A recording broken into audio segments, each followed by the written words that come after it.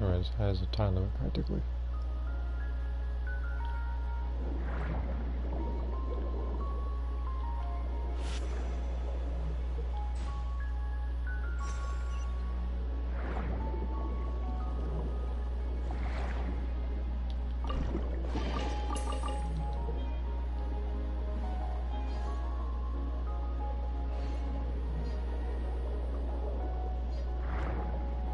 Oh, justice books.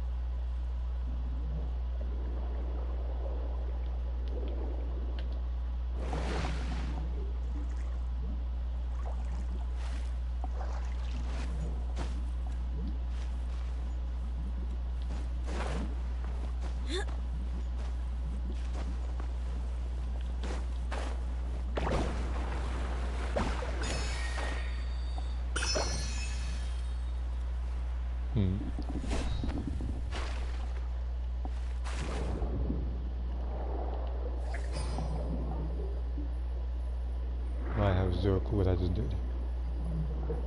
But I need to find two of these things.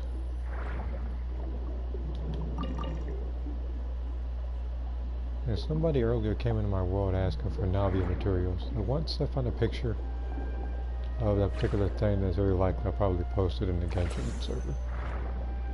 In the Genshin folder of my stuff.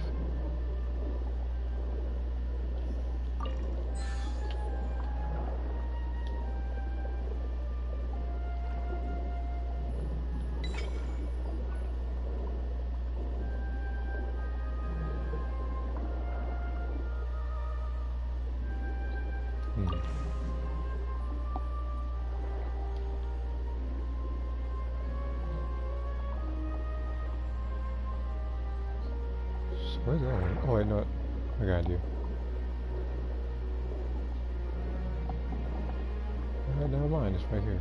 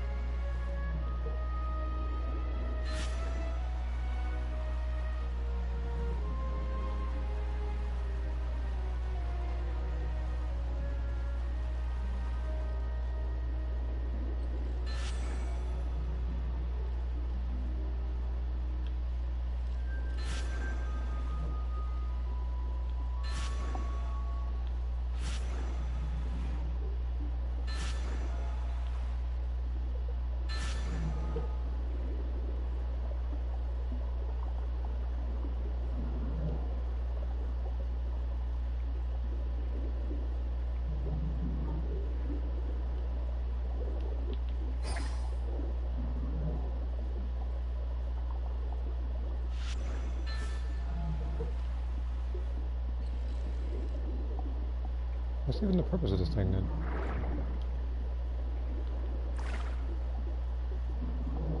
Well, does it lock it or not?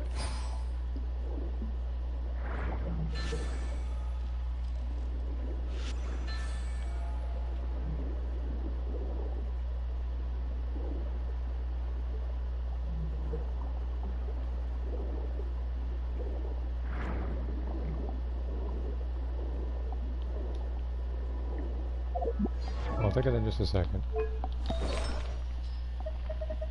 Yeah, put some more effects into this one. I'm hoping it buffs crit rate again.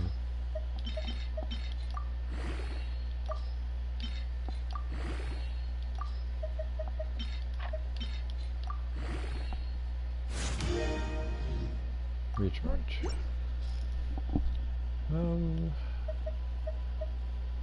I mean, where's Rosario?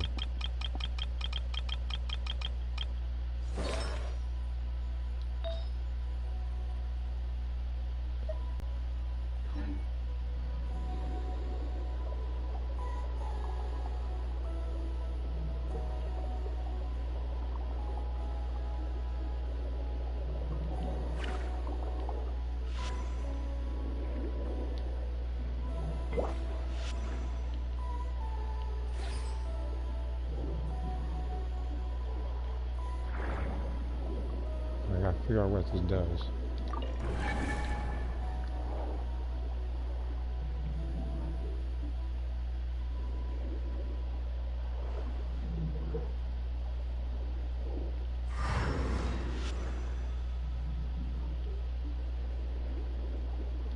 Furina story? No, I haven't.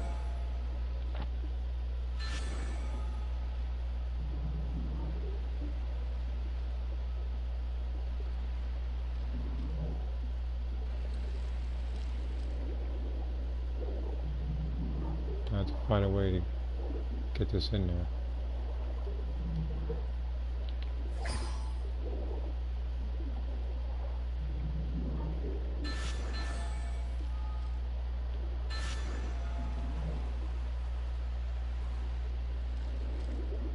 I think I get it.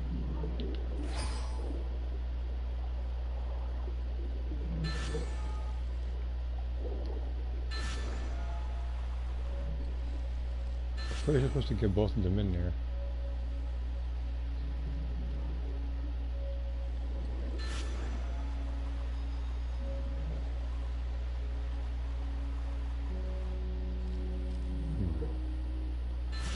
If I keep moving this, then no one over there keeps going.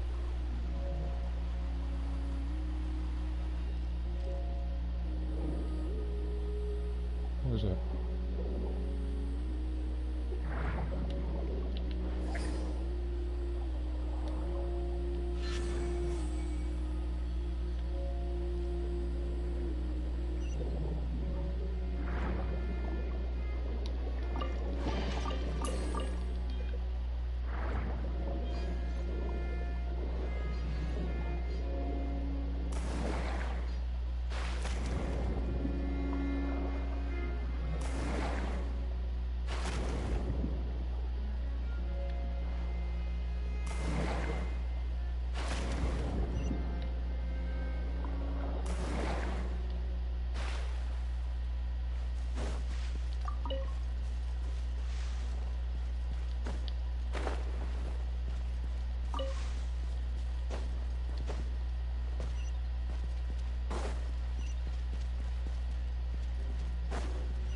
I've been over here already, I just didn't do anything with it.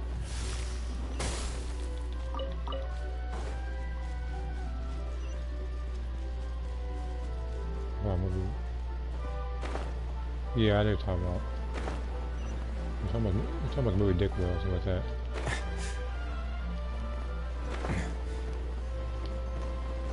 Oh, you're talking about that one. Well, and what's up Saturday? I saw that you commented in regards to the BP ranks. Believe me, I was just disappointed as you were when I saw that somebody came out there with mods. Buckle up! Say cheese! Breaking news!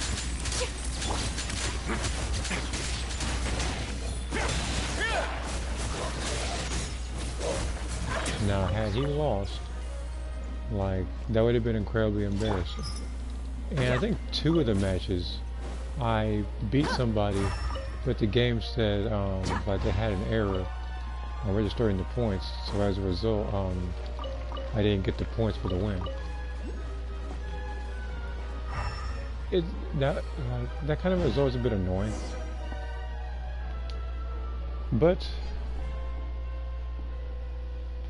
though it didn't count as a win, it did give my points up for the camaraderie thing.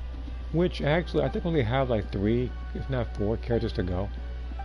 To level them up. There's Full Power Jiren, Rosagaku Black, Kefla, and Blue Gogeta. Everybody else is just about done.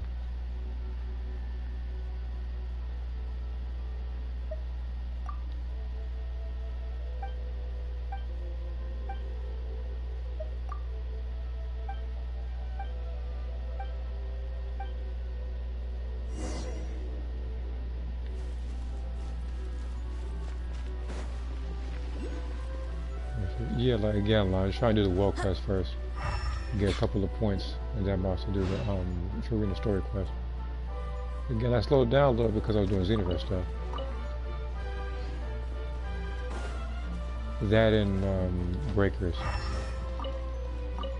and the other thing I think was Fighters.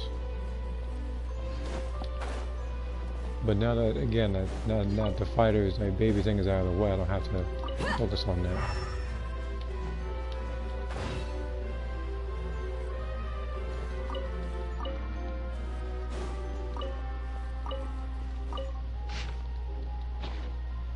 Yeah, like to me that is throwing out because he was down because he was pretty much down to like his last health bar against somebody without the access to Bond, Key Blast, or Super Souls.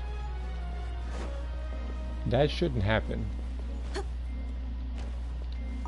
And if I knew he was gonna come at me with, I actually would have chose the anti-giant Namekian I washed. Because there would have been nothing they could do about it with the exception of running, trying to get his health back.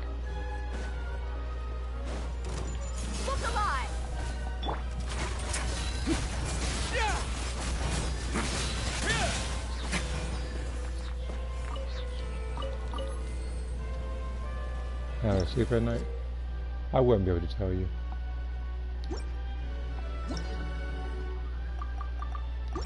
Because some people consider that skill, and then other people it's just like they're tired of losing and they need some sort of thing like that to win.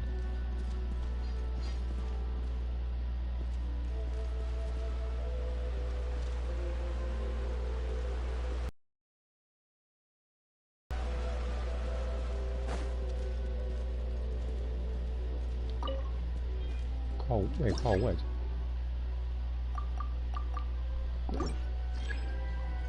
I'm pretty sure I've already done this mechanism, haven't I? Why does it give me a tutorial on it?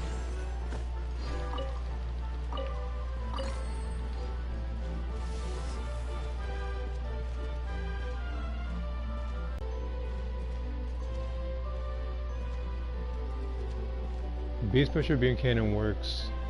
Times 4 Kaioken works.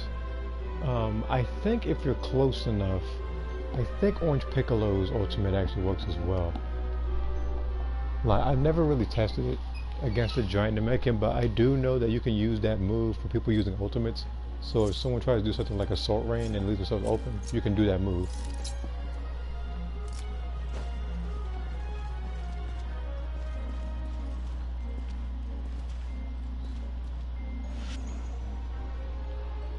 Oh.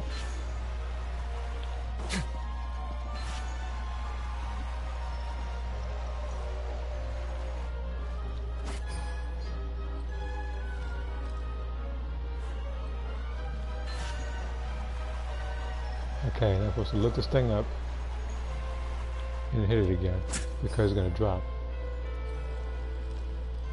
Bingo. Okay. The way the door is open.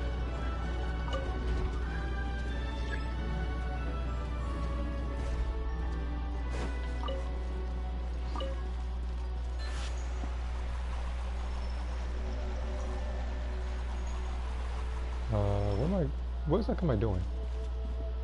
Oh.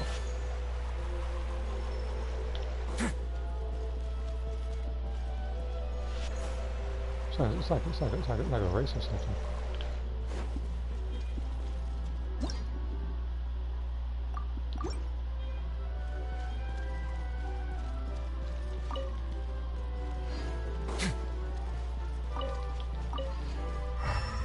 Okay. Just check if there's anything else is all.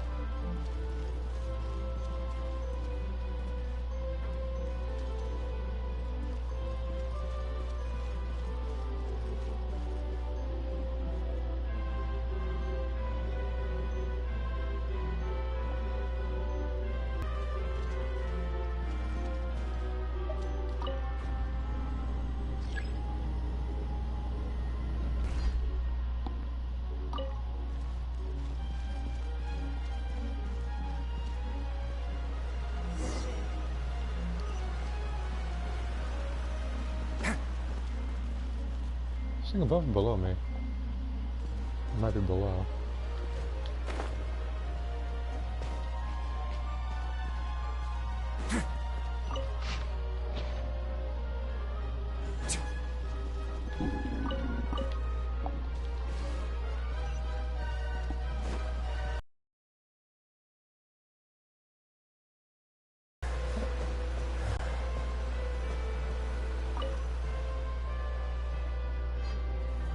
I was about to jump down first to get the hydroculite, but I decided to go up here first.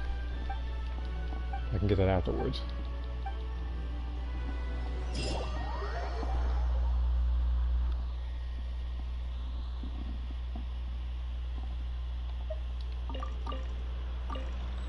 Ooh, wait, oh. That's very generous. Stay getting roasted quick. Well, I mean, if she wasn't as arrogant as she was, then she wouldn't be roasted. I mean, I understand it took a lot to beat her, but then afterwards she was just getting arrogant.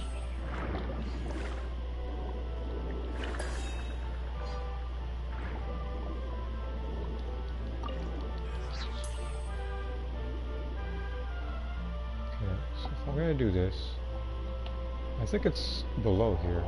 There was a green thing I was supposed to cut.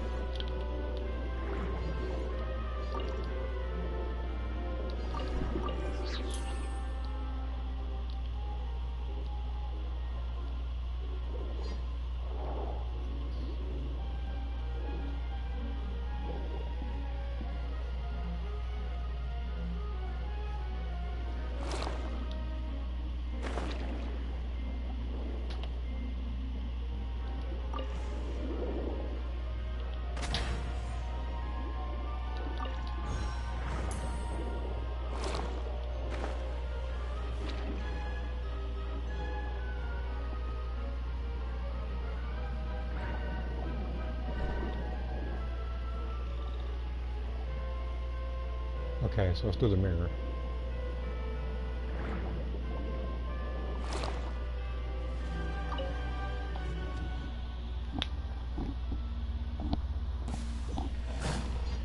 Who's here? Let's begin. Right here. Being so fast, the sound effects didn't even load up properly.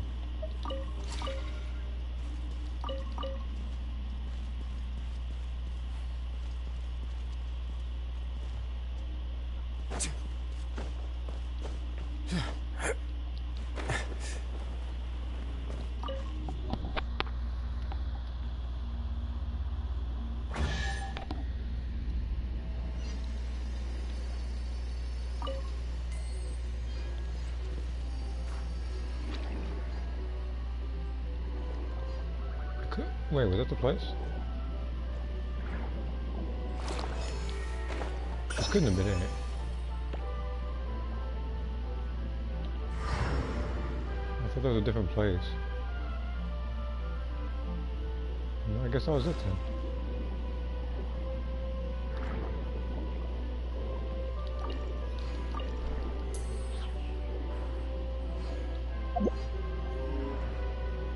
Yeah, that's always it. And then we gotta move on to the next area now.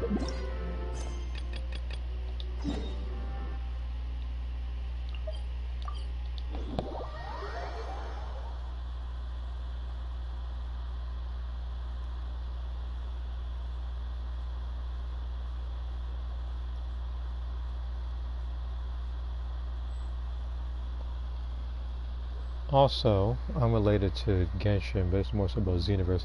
If you are unaware, there is an event going on right now that involves Demon Realm characters.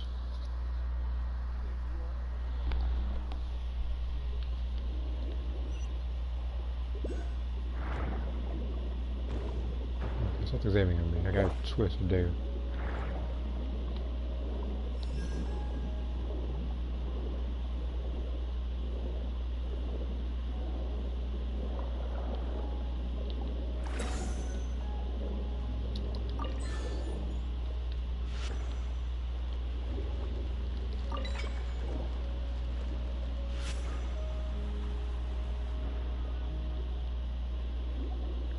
Yeah, like, I know you. Yeah, like, I know you never because on Discord, but I'm letting everybody else know that's unaware of it.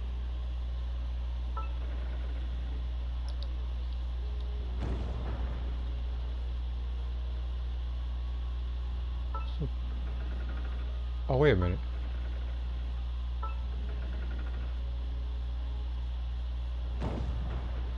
A little to the left.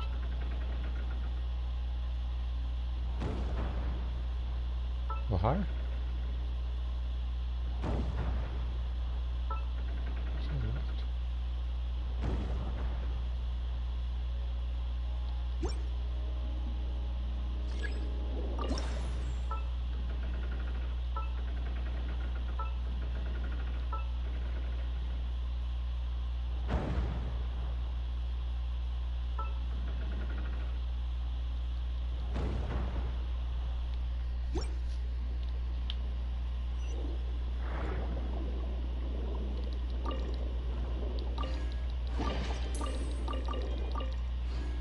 I still have yet to use an equity book.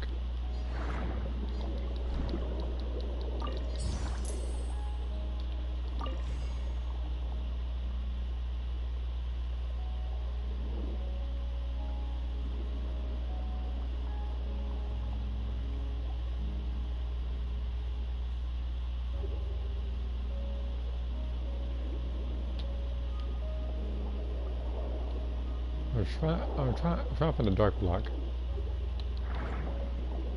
Here we are.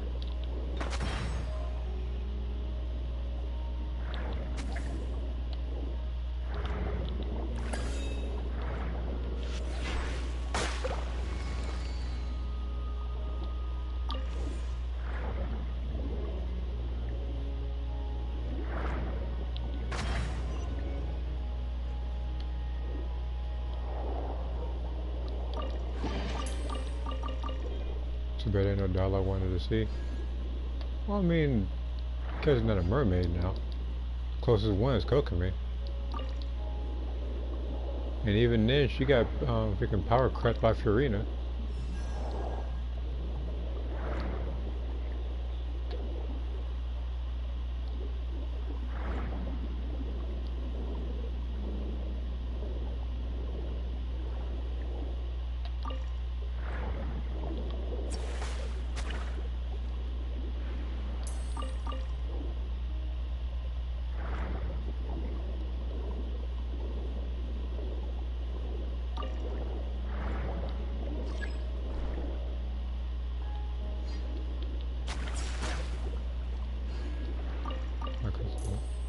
Yeah, so she can walk on water. Like Kokomi has to use a burst to do that. Furina can just do it. I think by using elemental skill, and even then, like the cooldown time is longer than that of what's that? The duration of the move I think is longer than the initial cooldown, so you can do it indefinitely and walk wherever you want. So basically, all the sprint characters you don't need anymore. Kaya, he's pretty much gone. Boats, non-existent, obsolete. Freaking Kokomi is a thing of the past now. And on top of that, Kokomi can't crit, and Furina can.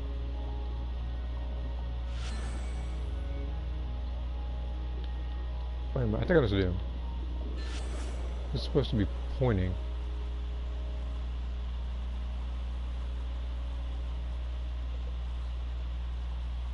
Almost.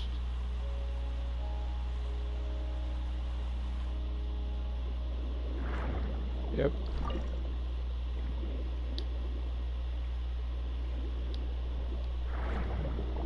Okay. I can go through here now, right? Okay.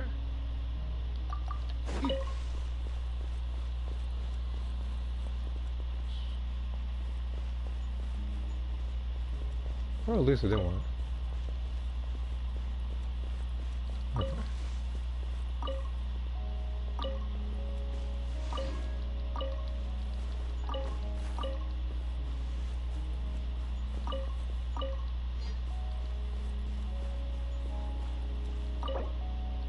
Special key. Oh, we're gonna have one of these things, huh? Now I gotta find a special key.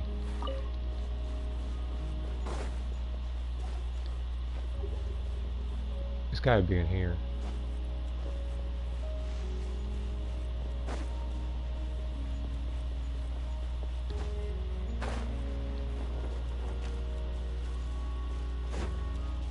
Smile. Let's get it up.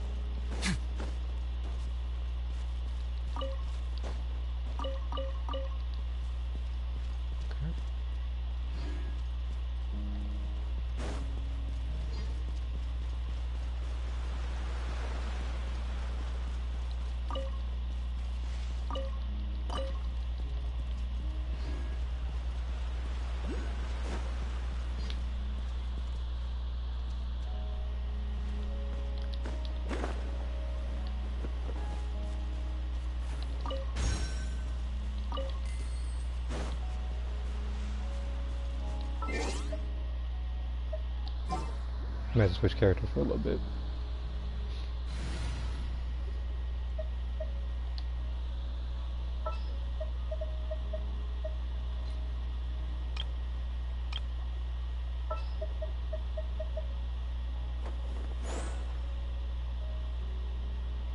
Wish me luck.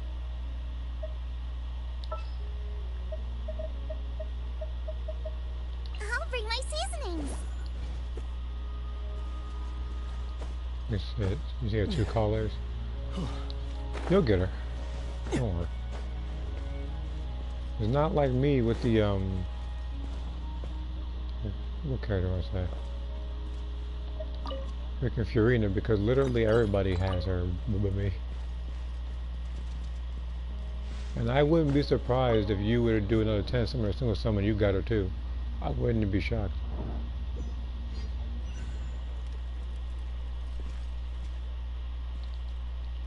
There's something about this thing.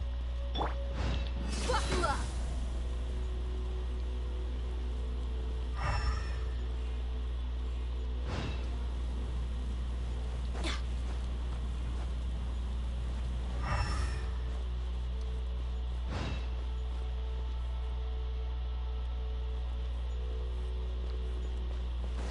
I think that thing just went in. That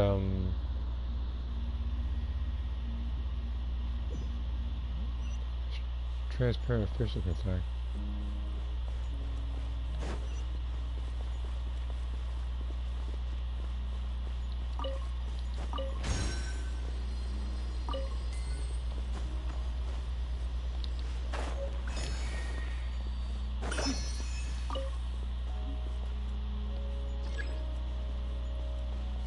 Not cut the other wire channels. Okay. So I can get through here? Alright.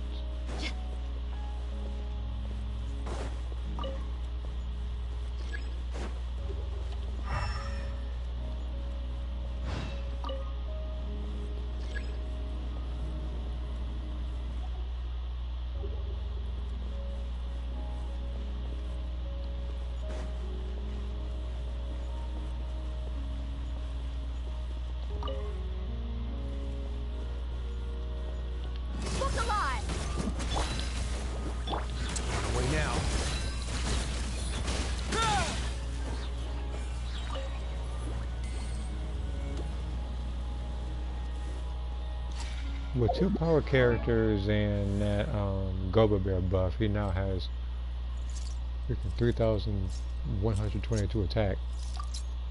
That's a lot. I'm trying to find I think a better. What the heck does it do? Okay, I didn't do anything. But yeah, I'm trying to find a better flower form, one that has Cririt in it as well. Though he really doesn't need it because of the 2-piece set.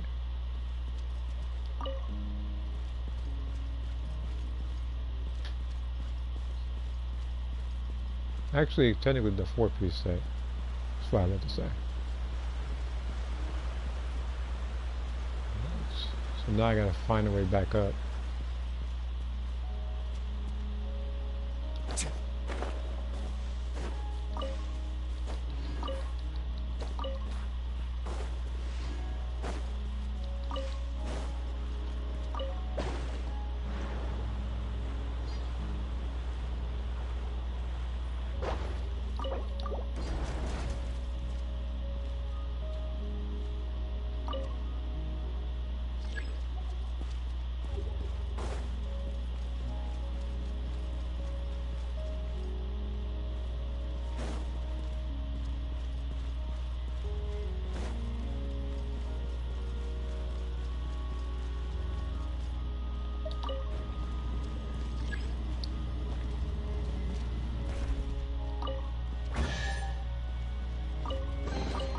All unclaimed articles should be turned in. So, neither of us saw anything here, right?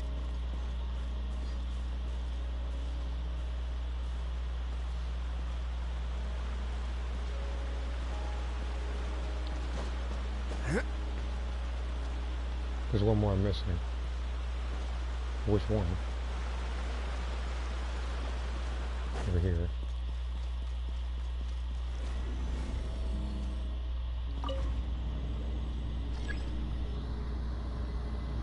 Yeah, what's up? Alright, let me try. What's up? It didn't show on the right side of the screen, but I'm looking at my phone.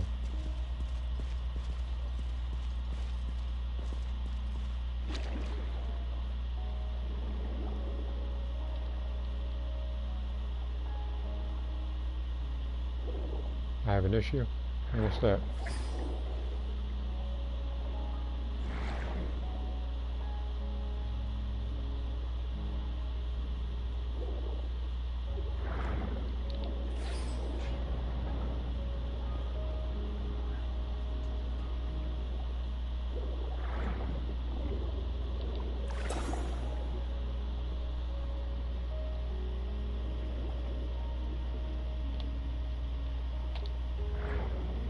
Hello, Captain, not going past 80.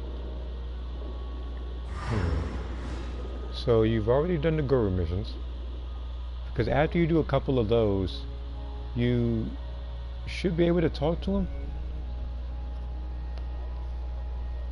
If not that, you already done that, then there should also, I think, be a wish called, like, I want to grow more, something like that, when you go to Shenron. Like, again, you might have to go to Shenron and say something like, I want to grow more or something. I think, I'm not gonna lie, I haven't done it in a long, in a very long time. So, yeah, him.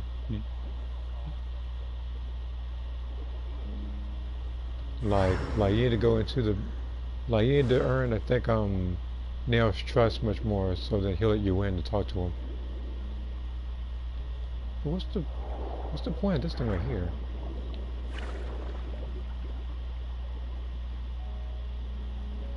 1, 2, 3.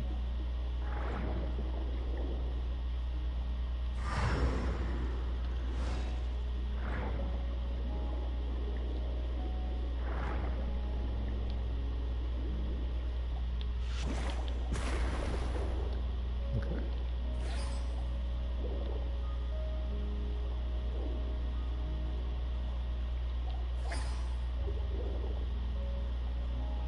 There's gotta be a point to this thing.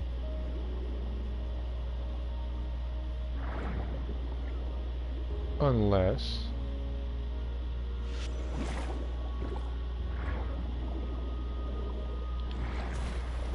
something like that, right?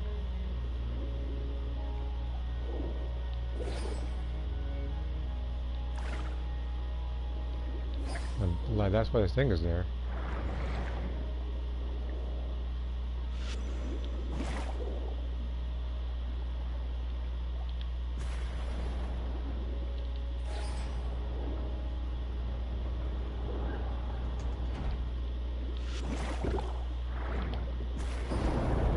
That's better.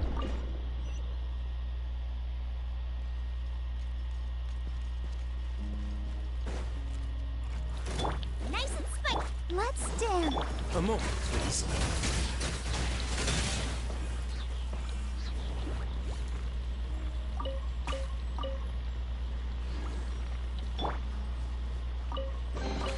What a bountiful harvest.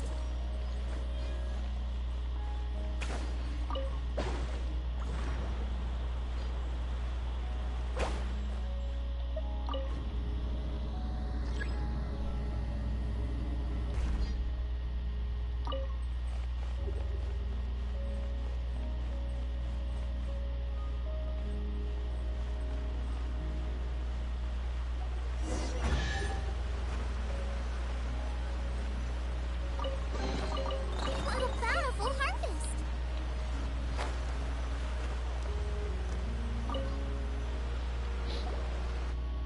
I think I have one more to go.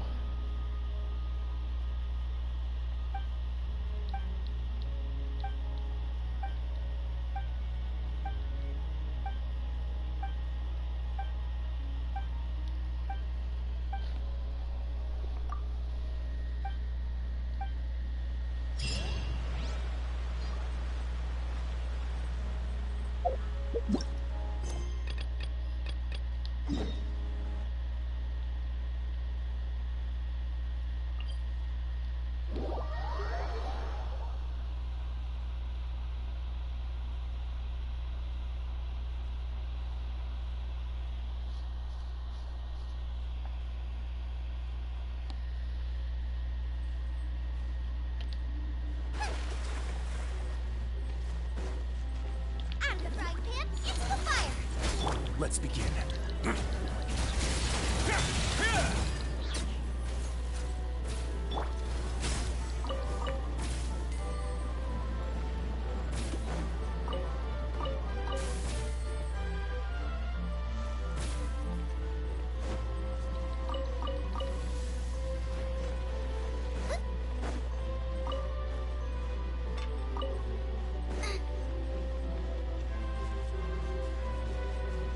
Oh, protect us.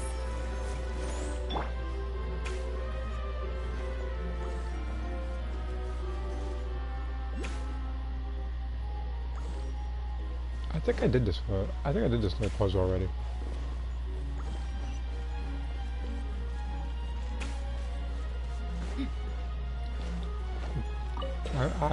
I remember doing this and a chest came out of it.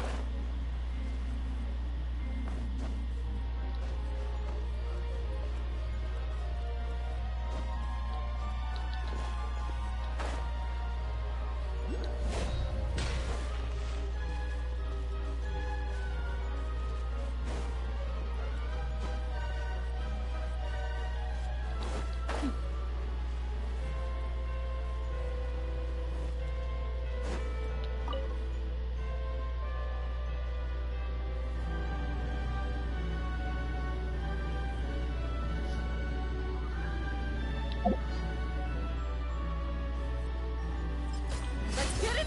Have a safe trip. A moment, please.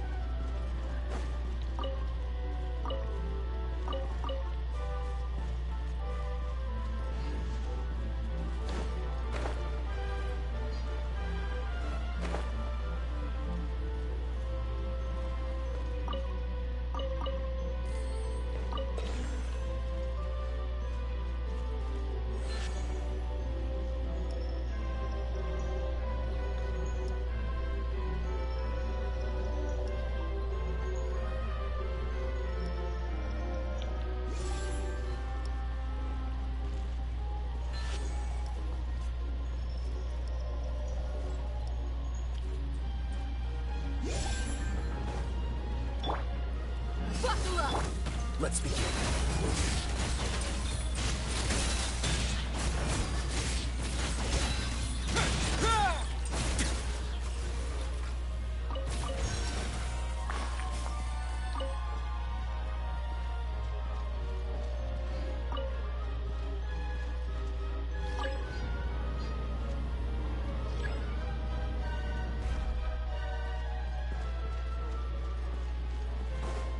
A moment, please.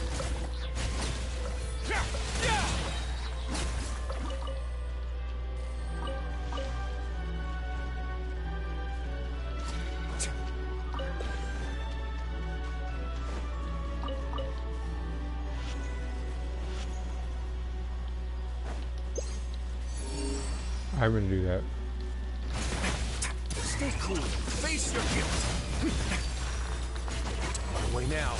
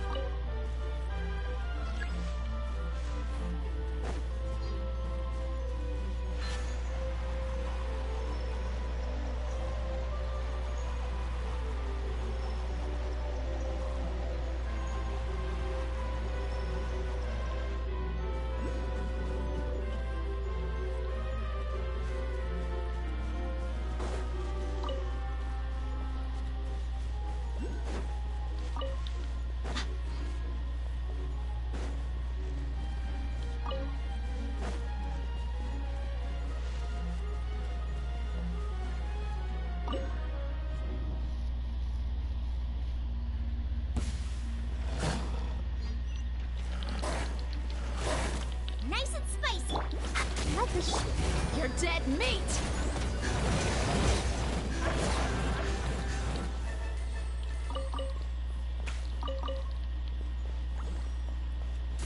Pretty sure it's another comment I missed because that one duplicated.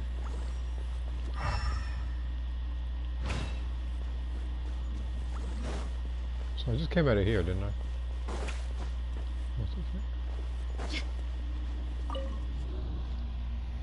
Okay, now I'm caught up.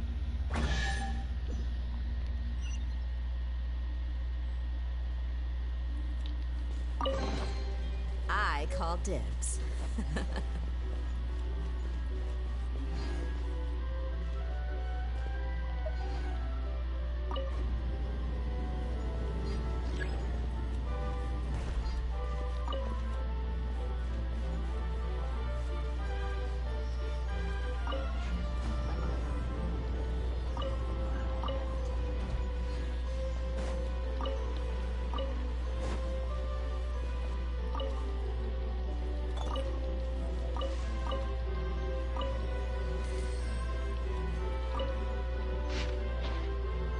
I'm not reading all that.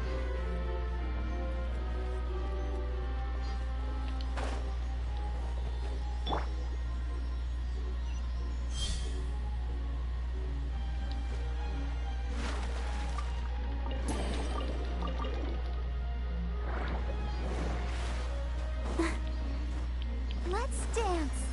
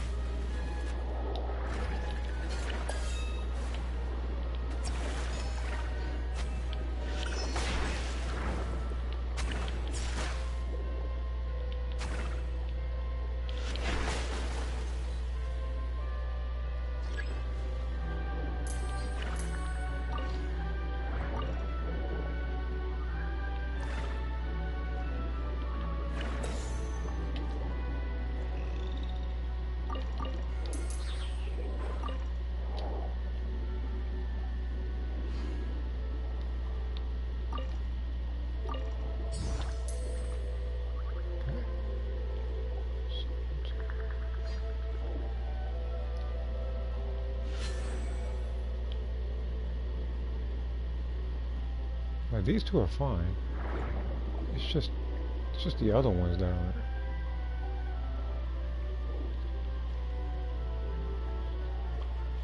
I guess I gotta turn it anyway.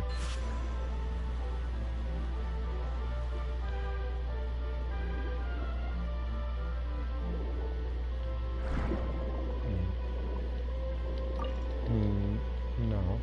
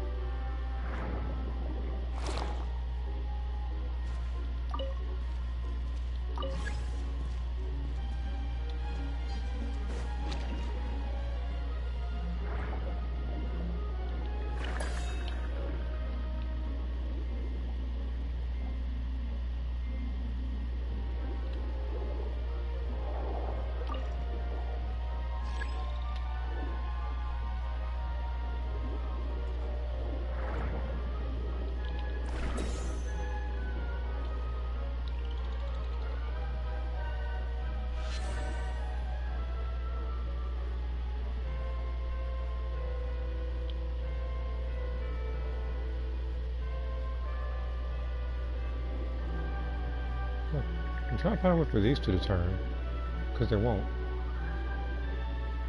Oh, it does right here. I didn't even see this one there.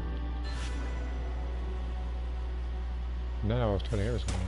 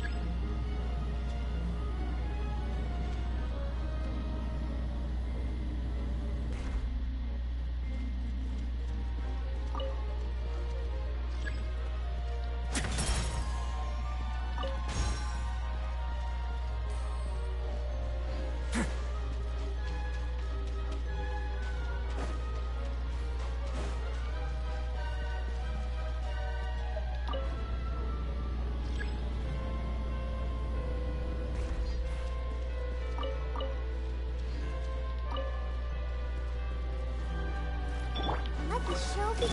A moment, please.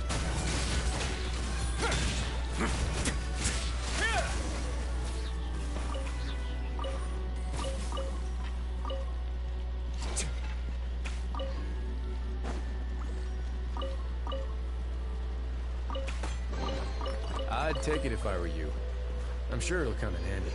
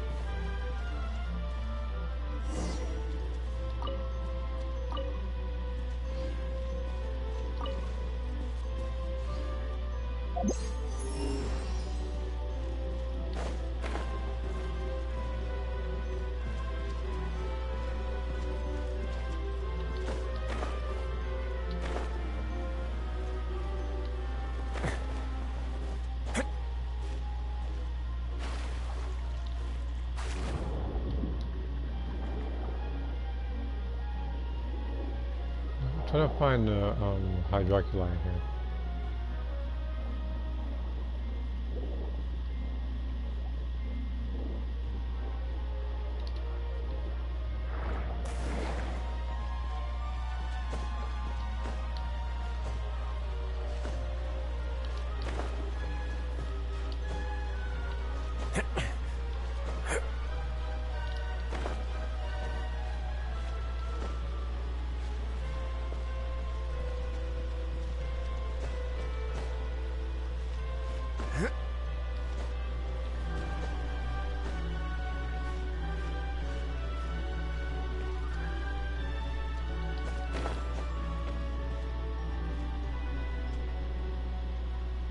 It's like I legit don't see it.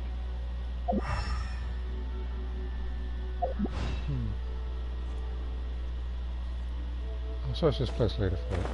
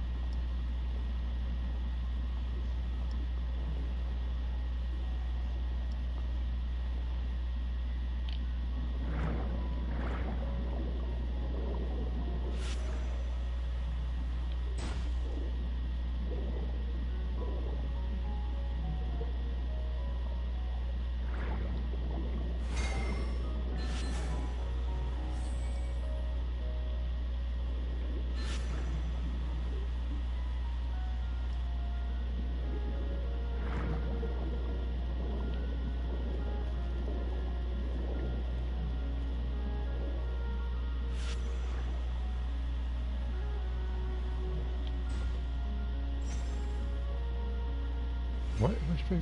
Alright.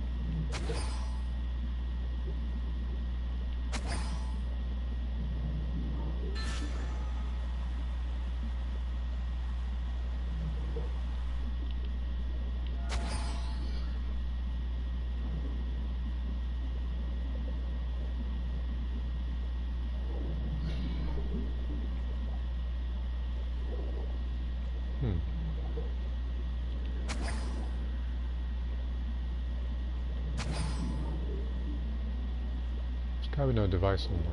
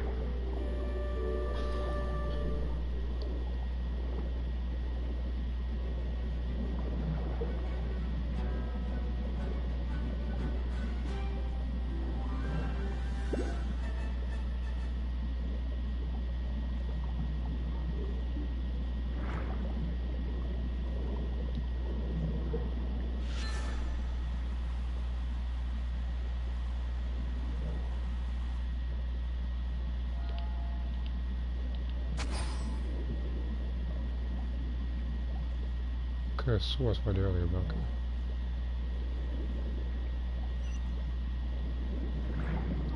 Oh, anyway, I got this one.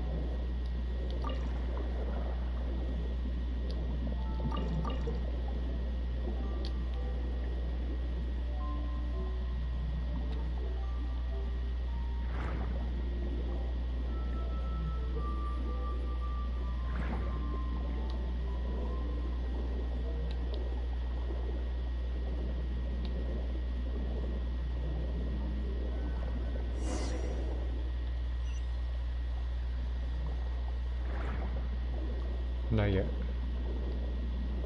Still want to solve this thing.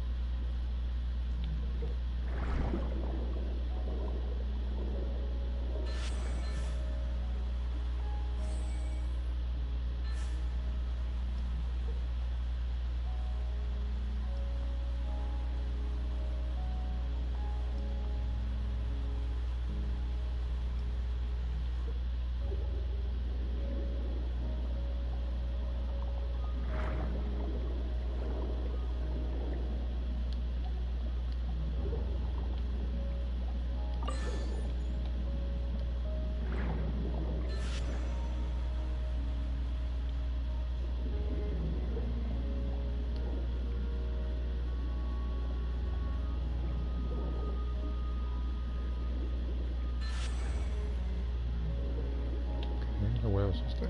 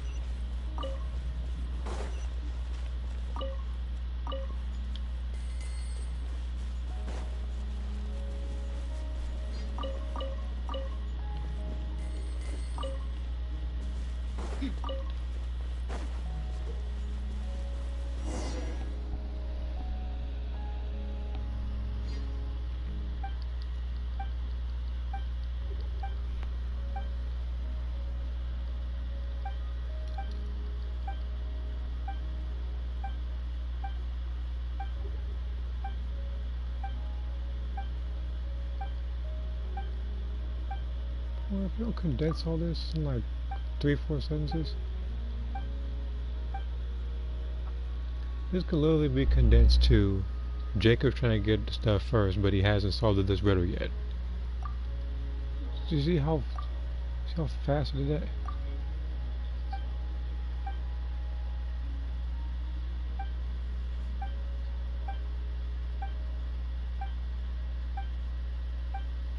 So like he didn't solve the riddle because he didn't come up with the last line for this.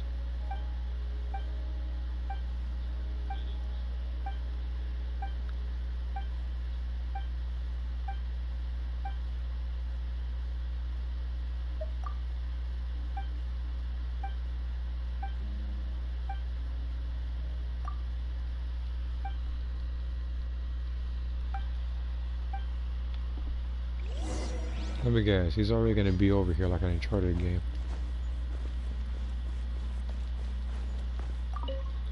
Always happens, you solve a puzzle, and they're waiting on you.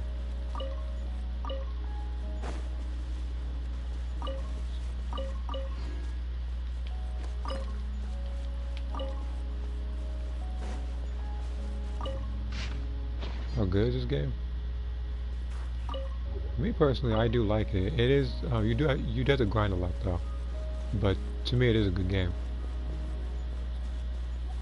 I know everybody has their own preferences when it comes to certain types of games they play, whether it's RPG games, first-person shooter, fighting, so on and so forth.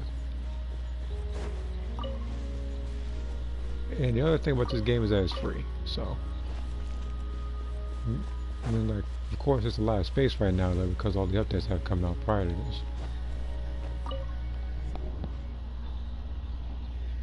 But this is one of those games where you can still have fun without spending a lot of money. Let's dance.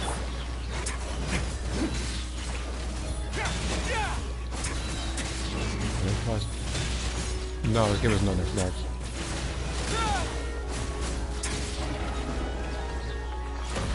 This game is on mobile, PlayStation 4, PlayStation 5.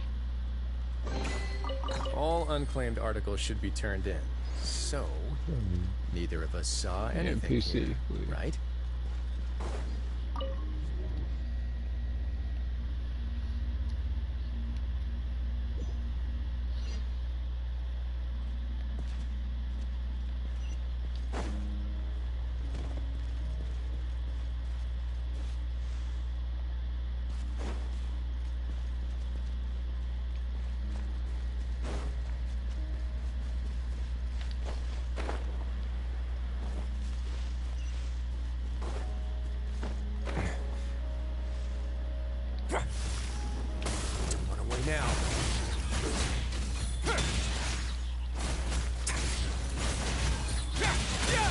Okay.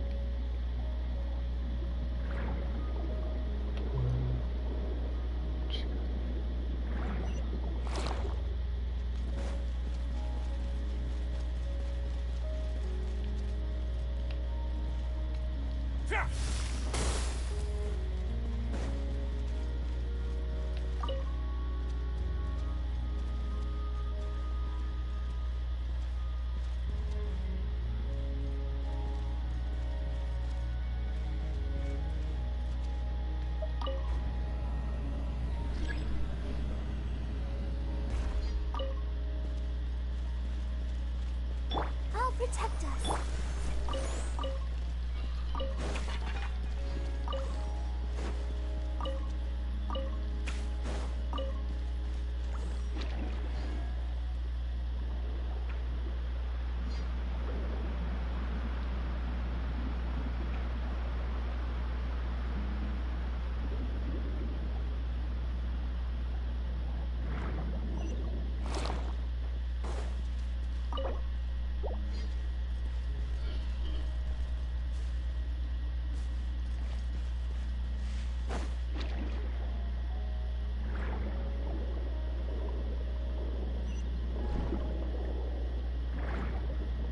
You know, special key.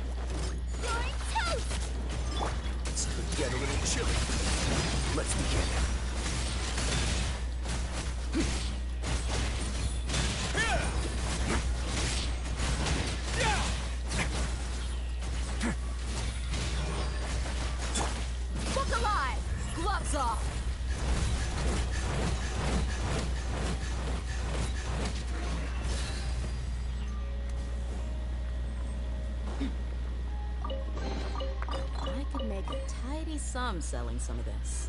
What are you trying to get? Well, there's a variety of things you can get in this game. But for the most part, well, just a lot of special currency to get more characters and weapons.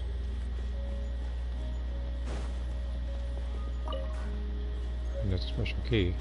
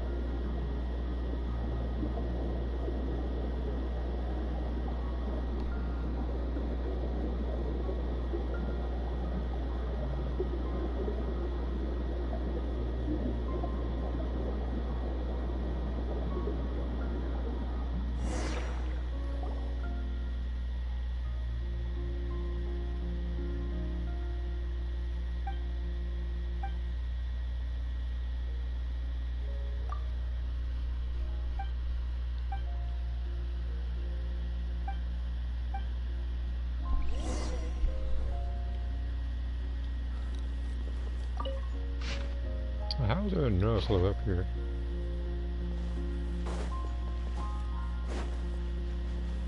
All I have to do is not fall.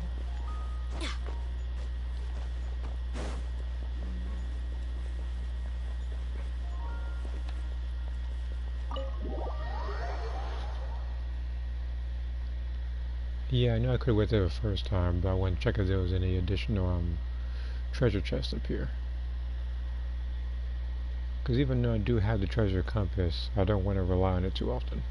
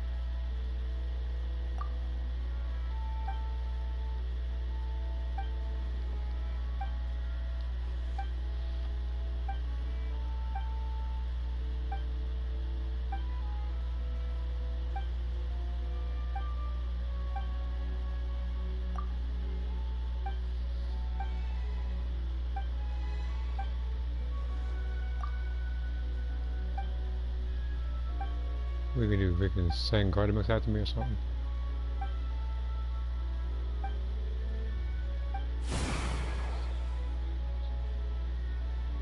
Bro, you're making this way too easy for me. Look, I have Risley on this team.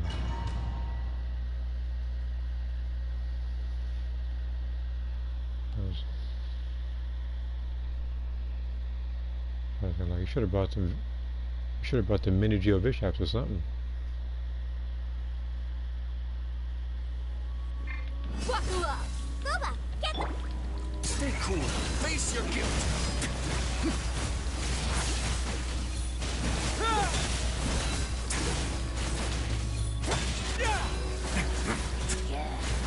Eat this!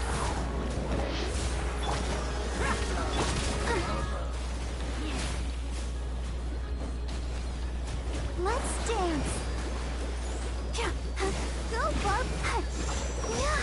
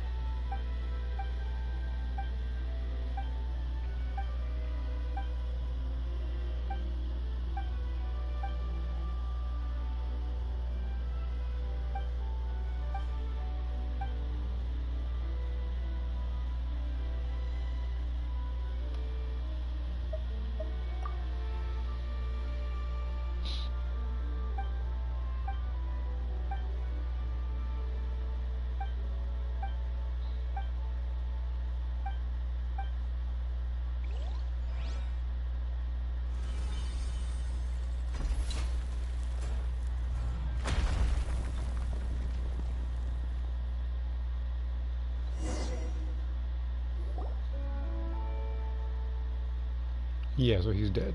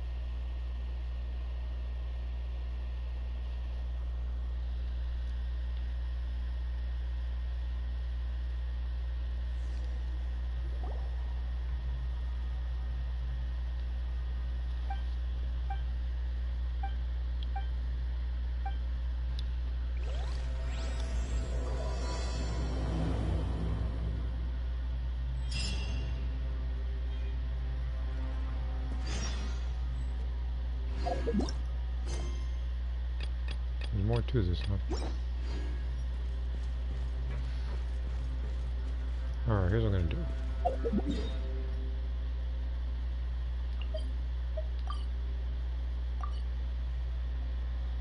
I'm gonna do a few Furina quests first. Then I'll continue this.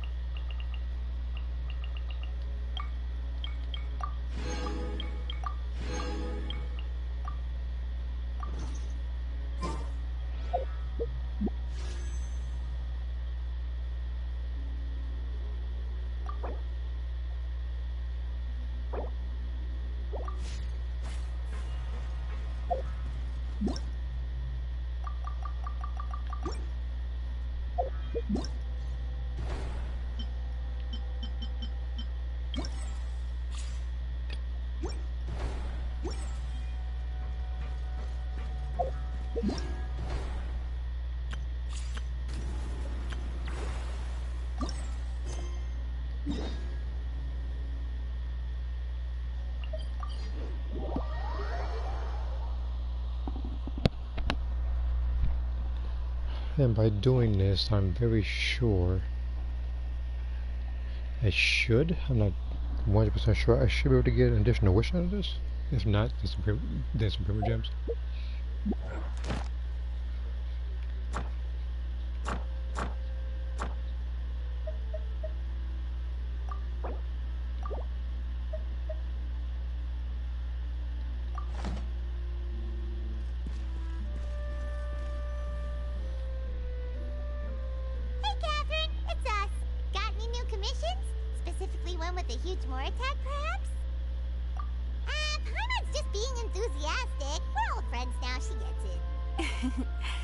It's always a pleasure to see our two most avid adventurers again. Looking for the next challenge, I see. Actually, we do in fact have a rather urgent commission that is still open. Having read the details, however, I don't believe you'd consider it to be lucrative. Don't worry about that. We were just kidding. So what's the situation? To put it simply, the requester is looking for a temporary replacement actress for their musical. The original cast member ran into some issues, and is currently unable to perform the role. But the troupe has also been experiencing some financial difficulties, so unfortunately they cannot afford to pay the replacement actress. That does sound like a tricky situation. So basically they're looking for a volunteer? That's right. Our adventurers reached out to many actresses, but none of them were willing to take the job. There are only a few days left until the performance. If they can't find someone in time, they'll probably have to postpone the show. And delays tend to create all sorts of new problems. Got it. Oh, this one's a doozy. What do you think, Traveler? Any ideas? Does Saturday play this game? I doubt that. Even if we took the commission, neither of us have any experience starring in musicals. If you're interested in helping, why not start by having a chat with the requester? He's right over there. Maybe you can't fill the role yourselves, but you might be able to help him figure out another solution. Maybe there's something he hasn't thought of. Oh, it's that guy, huh? No wonder, he looks like he just ate a sour lemon. Hyman approved, let's go!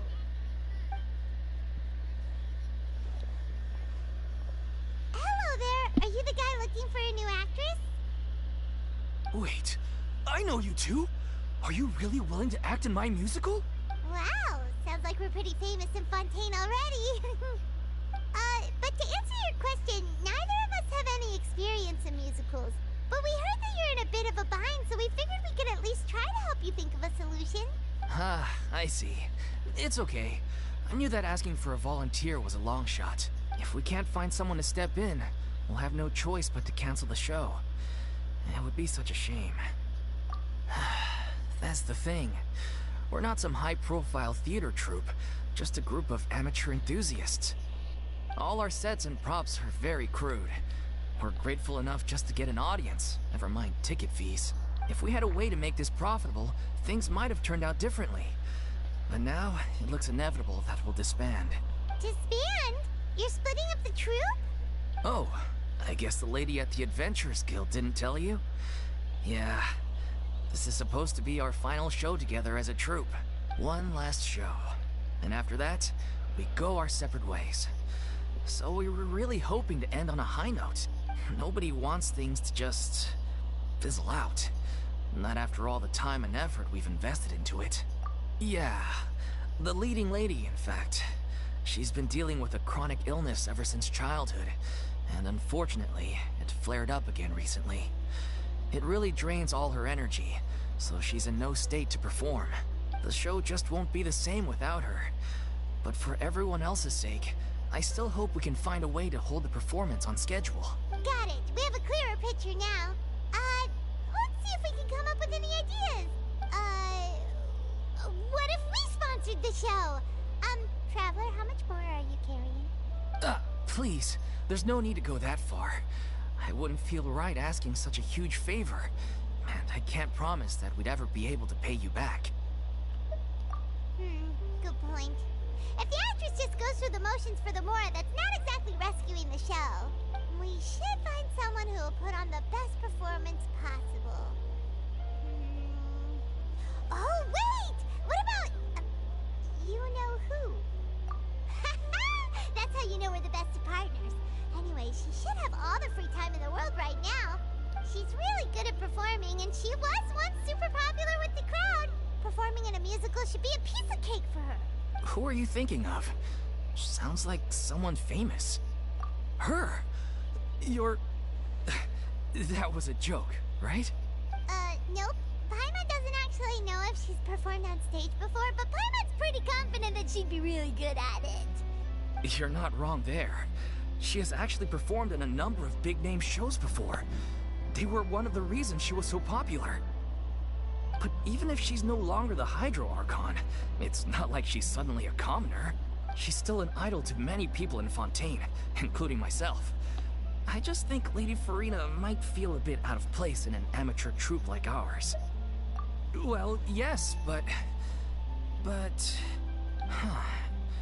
Fair enough. I mean, if she was actually willing to, then of course I'd be honored to have Lady Furina star in our show. I'm sure the rest of the troupe would be delighted too. I'm sure everyone in our troupe has probably dreamt of performing on stage with her one day. Of course, it all depends on whether she's interested. She might consider this opportunity beneath her. No point in stressing about that. We'll only know if we ask her. And besides, things are different now. There's no reason for her to be all high and mighty anymore. Thank you for your help. I guess I'll just stay here and wait for the good news. Good luck. Wait, where does Furina actually live nowadays? She used to live in luxury at the Palais Mermonia, but she's, moved out, right? As it happens, I have her current address here. I can provide it to you. Woo! When did you get here? I came over when things were starting to sound more promising. I thought I should be at the ready in case my assistance is needed. It is my duty to support commissioners in any way I can. Well, I hope they're going well for you. Thank you, ma'am. Thank you so much. Woo! Now that we've got the address, we'll go find Furina. Back in a jiffy.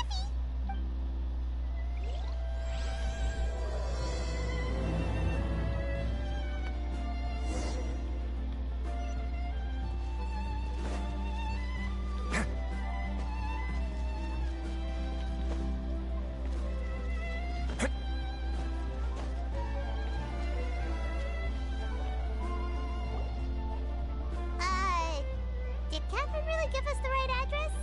She lives here? Not that there's anything wrong with this place, it's just, a bit of a step down from the Palais Mermonia. You know, it's common courtesy to make sure the homeowner isn't in earshot when you're denigrating their abode. Ah! Okay, when did popping out of thin air become all the rage? First Catherine and now you? I was just out on a shopping trip. I ran out of macaroni, so I went to grab a few more bags. I used to have a much wider range of choices when it came to food, but now I'm finding that simple, traditional home cooking can be quite delicious too. Not at all. As long as you have different kinds of sauces in, you can have macaroni and tomato sauce one week, macaroni and bolognese the next. Oh, sounds like you're really struggling to cope. How rude! Questioning my cooking skills. The audacity! It's not like I have a very eventful life these days. Actually, I barely leave the house. So I don't see how it's unusual that my meals are a little simpler now too. Besides, I'm sure I could master dishes like la lettre focilor or blubber profiteroles in no time, if I felt so inclined. Ah, there it is. You don't know how to cook. Shut up, Paimon. You don't know how to cook either. Not yet, maybe, but... Anyway, what are you even doing here? I do hope you didn't come here just to ogle at my fall from grace. Let me first be clear that I'm not taking guests at this time. So if you're just here to clown around, then please be on your way. Shoo! Sorry! We're sorry! Please don't be mad! Yeah, exactly! What the traveler said! Paimon wasn't trying to make fun of you. Hang on a sec, you weren't exactly holding back either! My help? Well, maybe you're forgetting that I'm no longer the mighty Hydro Archon. I don't even have a vision, you know. Don't worry, it's nothing that serious. It's just very specific, and you're the one with the power to help! Oh? Well, if that's the case, then fine. I'll spare you the lecture about your attitude just now. So tell me, what specifically makes this matter so specific? Ah, I see. I knew you couldn't have come all this way just to amuse yourselves at my expense. After all, I was once the brightest star in all of Fontaine, well versed in all the various performing arts. A mere musical is well within my capabilities. But given the present circumstances, I'm afraid I must regretfully decline your casting request. How come? It sounds like this would be a breeze for you! True, but I have made a decision to retire from the stage. Although I am no longer required to play the role of the Hydro Archon, the time I spent inhabiting that character has left an indelible mark on me. Centuries of pretending to be a different person changes you completely. I'm not the same person I once was. Of course, that can't be undone now. It's too late, and I have no intention of reinventing myself all over again. But at least I can say that I no longer desire to play any new roles. Paimon can understand, but this is just a one-off part to fill in for someone who's sick. Surely that's okay. Whether it's a one-off or not, it's a boundary that I've committed to no longer cross. If I make an exception to the rule now, I'm just leaving a back door for myself, which would be the same as not having a boundary in the first place. So I'm not going to perform, and that is that. Okay, guess there's no convincing you. Well, is there anything else we can do to help out the troupe? Otherwise, they'll just have to disband without any fanfare. Do you know any other actors who might be interested in the role? Nope. Short and to the point, okay. I've never been great at maintaining relationships. Besides, anyone I've ever worked with probably couldn't wait to get rid of me. Since I'm just an ordinary person now. They'll probably just laugh in my face if I go asking them for help. True, but I mean, could you even blame them? I show up out of the blue, begging and groveling for their help with a show they won't even get paid for? Ooh, no way. I'm dying from embarrassment just thinking about it. Nope, not happening. Well, is there anything else we can do?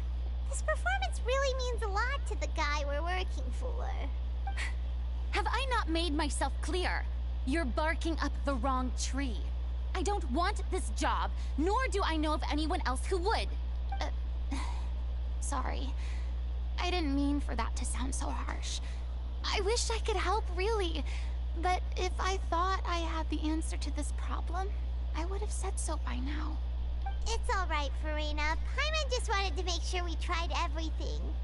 Oh, everyone in the troop will be so disappointed.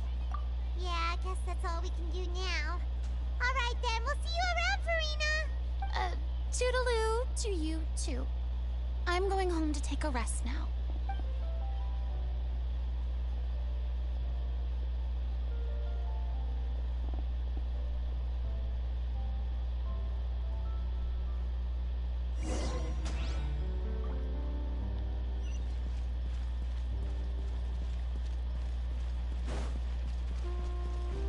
It's too bad, but we have to respect Furina's decision. Maybe the thought of performing brings up too many painful memories now.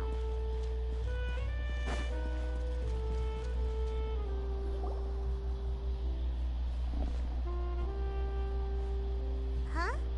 What's going on? Are they arguing? That's besides the point. I'll ask you again. Why did you start looking for a replacement without my consent? When did I tell you I'm going to take a step back? You didn't need to say it. We've known each other for how long now? We know the signs. But you never tell us about your illness, even when it's clearly flaring up. And that gives you the right to make a decision on my behalf? Shortly after you left, the troop's lead actress came to the Adventurers Guild. She believes that she's healthy enough to perform. Excuse me, but can you both take a moment to discuss something else for now? The adventurer assigned to your commission has returned. Sorry, I was just dealing with a little misunderstanding. So, how did your conversation with Furina go? Sadly, it's a no from her. We tried to persuade her, but she wasn't having it. She doesn't want to play the role for personal reasons. I see. Well, circumstances have changed a little, so maybe that's not such bad news after all. You see, our leading lady has just informed me that she's well enough to make it to the show after all. Staging the musical with the full original cast was always the dream, of course. Oh, right! Sounds like everything worked itself out then. Yeah, she'd be livid. We'd get the scolding of a lifetime. Jeez, is Lady Furina really so harsh with people? Only joking, calm down. So, guess we can consider this case closed now, huh? Despite the fact that we failed to complete the commission, we were still racking our brains for ideas on the way back here. Look, there's no point arguing with you about this anymore. You've made yourself very clear, so I'll stop looking for a replacement. This is the last chance we have, though. If your illness flares up again, there won't be time to find anyone to replace you. So, are you absolutely sure you'll be able to handle it? The whole team is putting everything they have into this final performance. We have to make sure it goes ahead. Yes, I'm completely confident. I've been taking a new medication from the doctor, and it's working brilliantly. I'll definitely be able to tough it out until the performance day. I share everyone's desire to commemorate all our years as a troupe with a proper farewell show. So, the last thing I want is to be left out. Every one of us thinks of this troupe as their home, myself included. You're right. I'm sorry. I let myself get too worried about the show. I should have asked for your permission first. All's well that ends well. Sounds like the show will go on. Sure.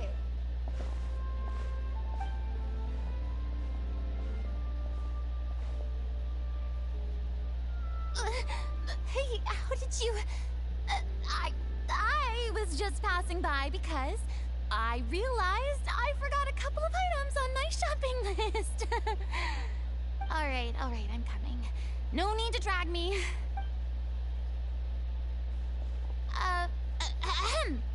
Hello, one and all. I couldn't help but overhear your conversation just now. Furina? Didn't you say you were gonna take a rest at home? What are you doing here? I was just ever so slightly concerned about the situation you mentioned. Yes, a teensy bit concerned, that's all. When you came to talk with me earlier, I jumped right to explaining my position and said some strongly worded things. And all before I even had a full grasp of the situation. Anyway, I'm sorry, Paimon. Oh, it's totally fine. Paimon didn't take any of that personally. You really have a knack for asking the most uncomfortable questions, don't you? I felt very sheepish, having had a change of heart after flatly refusing you. And then, to make matters worse, you caught me. Let's check us home. But in any case, it sounds like the issue has already been resolved. Yeah. When they said they were gonna ask for your help, I almost had a heart attack. I mean, how could we be worthy of having Lady Furina star in our show? There's no need to think like that. And no need to keep addressing me as Lady. Just Furina is fine. I was wondering, if this troupe is so important to all of you, why does it have to disband? If the difficulties are purely financial, then there must be a solution. You could put the shows on pause while you look for a sponsor, for instance. Everyone seems so devoted to the troupe. I'm sure if you keep chipping away, you'll find a way through. We all want to believe that, but some things are just beyond our control. Everything's been going downhill ever since we lost our director. She was the heart and soul of our troupe. She kept us going. Her name was O'Reilly, and she was the founder as well as the artistic director of our troupe. And tragically, she was a victim in the serial disappearances case. What? That's actually how I recognized these two. It was all thanks to their efforts that the true culprit was brought to justice. But still, no sentence can bring our director back to us. She was a loyal fan of your performances, Miss Furina. They were what first inspired her to get into musical theater. She rallied many people around her who were destitute or had lost their sense of purpose in life, and convinced them to join her troupe. She wrote her own scripts, acted on stage, and mentored each and every one of us. People loved our performances back then. We seemed to be going from strength to strength. Things were really looking up for us. And then disaster struck. Yeah. After that, the entire troupe fell into disarray. None of us know anything about script writing, let alone how to handle the business side of things. We've been doing the best we can. But despite our efforts, things are slowly but surely falling apart. It's agonizing. But ultimately, we'd rather end things now on our own terms than stick it out to the bitter end and watch all our dreams turn to dust. Oh. What a terrible waste. A gifted artist from humble beginnings who achieved so much and no doubt had much more to give. And then her life was so cruelly taken. I suppose it's fair to say then that this final show, besides being your farewell to the stage, is also your final gift for her? Yes, exactly. We all miss her terribly. Well, good thing I followed the Traveler here. After hearing this tragic tale, I can no longer stand by and do nothing. Furina. I know what you're thinking, but I by no means plan to cross the boundary I've set for myself. Besides, they're no longer looking for a replacement anyway. I can, however, provide some artistic guidance from the vantage point of a highly experienced audience member. But only if you feel this is something that would help, of course. Oh, most definitely. We'll take any guidance that you can give. We unfortunately don't have any budget for a consultant, though. Will that be a problem? I don't need any compensation. All I'd ask in return, if you're willing, is that you tell me some more about the life and work of your late director. Something I've begun to realize since my departure from the Opera Epiclese is that there's a lot you don't see when you observe everything from on high. The law only judges criminal behavior and does not weigh human emotion. The court's verdict can settle the question of criminal liability, but what about all the unresolved emotions of the parties involved? What happens to them? An interesting answer. But if you ask me, I think all emotion shall ultimately return home to the heart and slowly settle with the passage of time. Take, par exemple, how this troupe pines for their late director. Things such as this I have never witnessed before.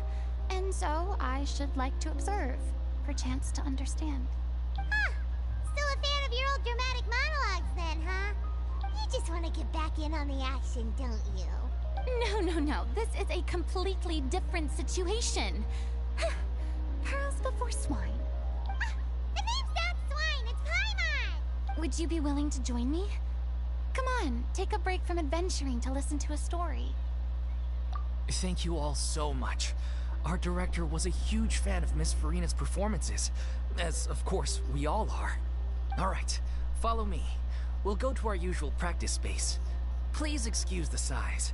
It's a little on the smaller side.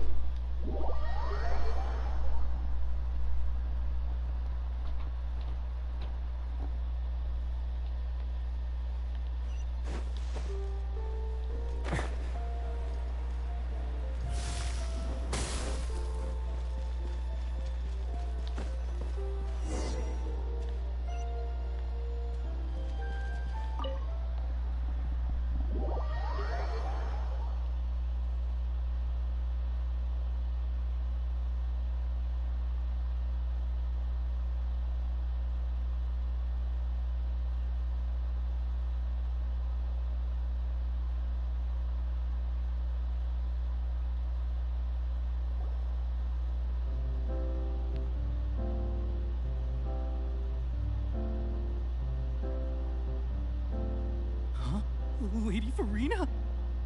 What's Lady Furina doing here? Hello all. Allow me to explain. As of today,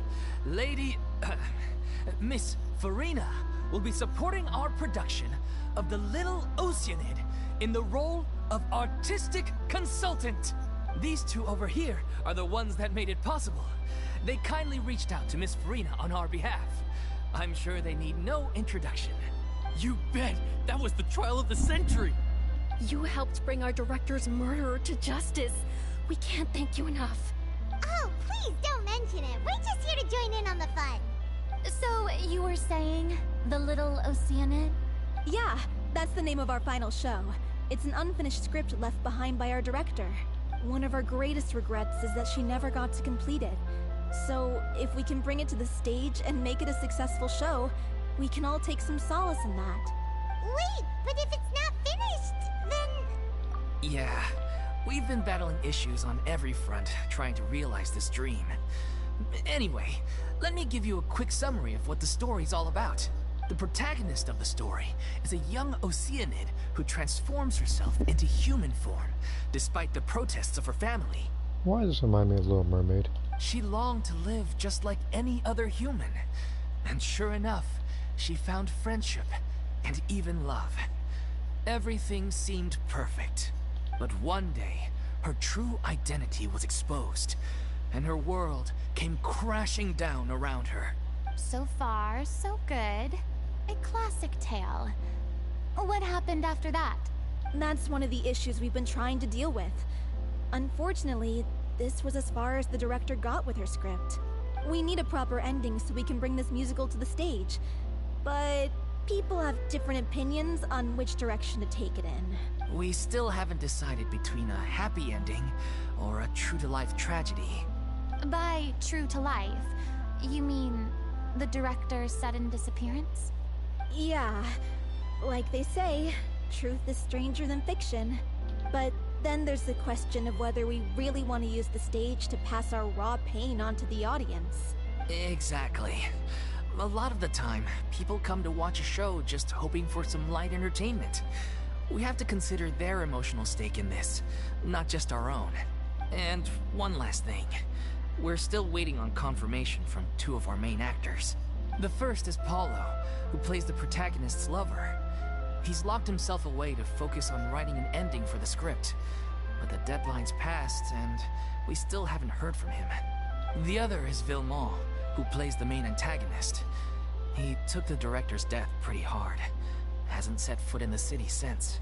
He did write to us, promising that he'll be there for the final performance, but we haven't seen or heard from him since. so we're not really sure what to make of that. Huh. Although, now that we have Miss Furina helping us, maybe we should take the opportunity to get everyone back together. What opportunity? What do you mean? Maybe you're unaware, but your name has always been like a rallying cry for us. Hey, you got any left for Fat Boo? Yeah, I'm only like 1 point away, so all I gotta do is just like either find like some radars or just collect Dragon Balls or something. Like, it shouldn't be too hard. Probably just gotta play 3 matches. Our director was constantly singing your praises. All of us look up to you as a role model. I guarantee you, even not knowing what the line is probably much better than hearing Spopovich eating a bag of marbles when he's talking. Oh, stop. You're making me all flustered. Although, not in a bad way. I suspect the reason they're dragging their feet is that they have their doubts about whether the show will really go ahead, considering all the issues you've been facing. But one by one, all the obstacles are being removed. Now is the time to rally the troops. Is that cooler doing a different and bad accent? Makes sense. Okay, priority number one. I remember a time when Let's I check actually in thought with the cool was Paulo going to be and see where the he's at with the ending. Raider, which, funny enough, wouldn't have even been a bad idea. But he wouldn't wish for immortality because I don't think that's what he wanted. He went back to Poisson a few days ago. Said that staying in a friend's home might help him to relax and escape the feeling of isolation. I thought the last thing his friend would want right now would be to take visitors, given that Poisson was flooded not too long ago. But I guess it's the opposite. A friend in need and all that. Yeah, maybe he could use some company. Poisson? Nothing. I suppose my presence will be indispensable if we are to restore his faith in the show. So, allons-y. To Poisson!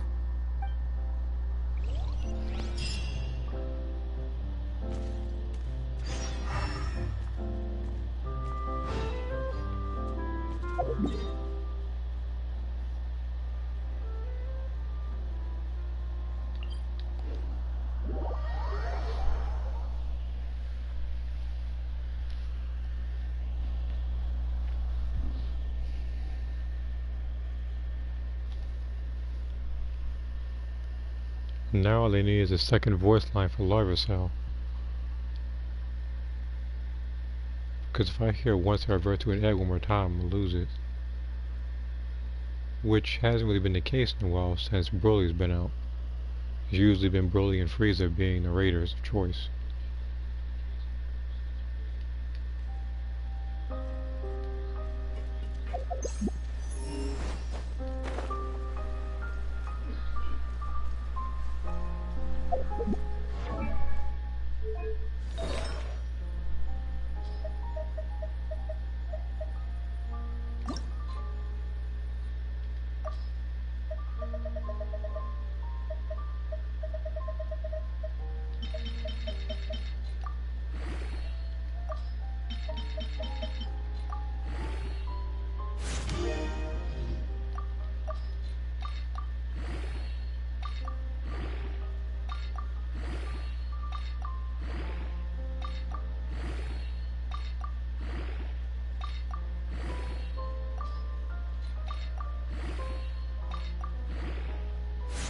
Hey, none of these doubled or nothing.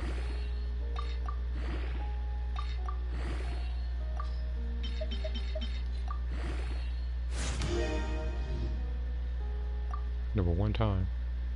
I'm not 100% sure what this artifact is. I buffed everything once. Crit damage twice.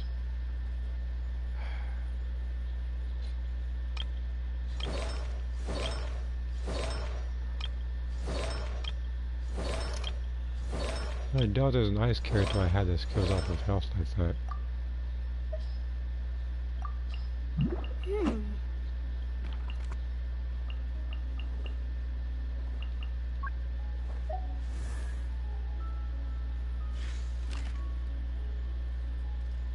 I mean, there's I guess there's Layla and Mika, but One's a healer, one's a shooter.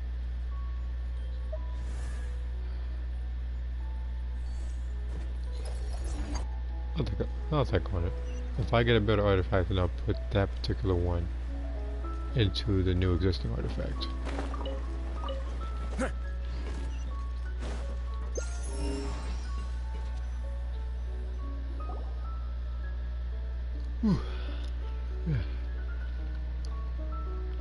If I remember correctly, this is where he's staying.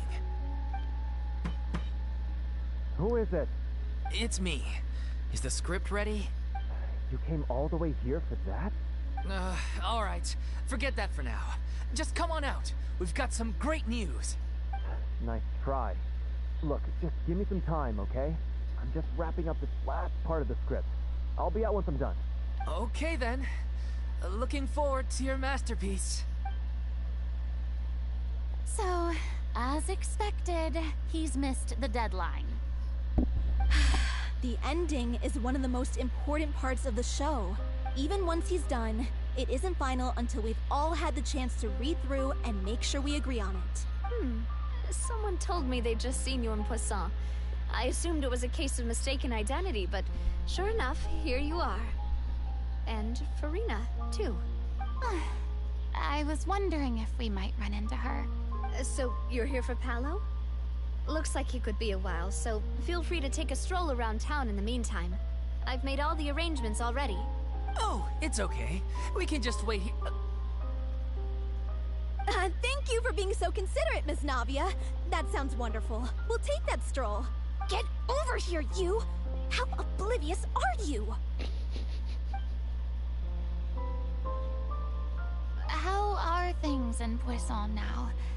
Any better? Things are on the mend, but it's a slow process. Some people may never recover from the trauma they experienced. I'm sorry to hear that.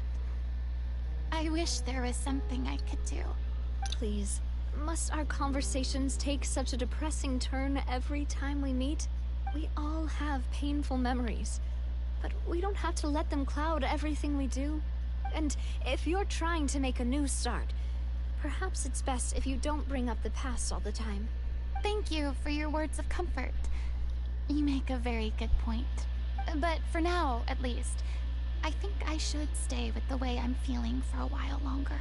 It's okay. These things take time. Moving on from a painful experience is easier said than done, which brings me to why I'm here.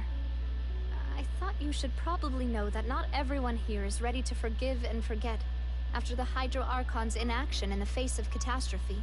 To avoid upsetting the peace, I told the townspeople that everyone here is a member of the theater troupe, and that you are just an actress, playing the role of Furina.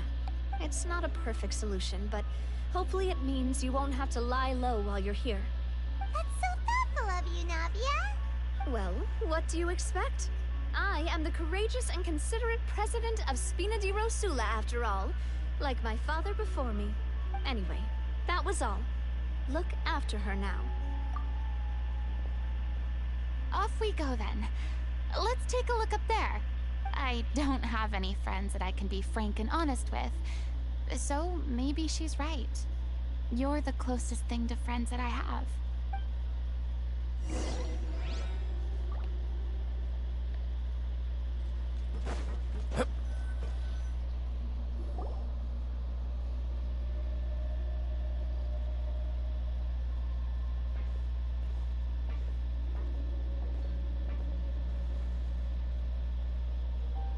I'm so grateful that Miss Navia was so understanding.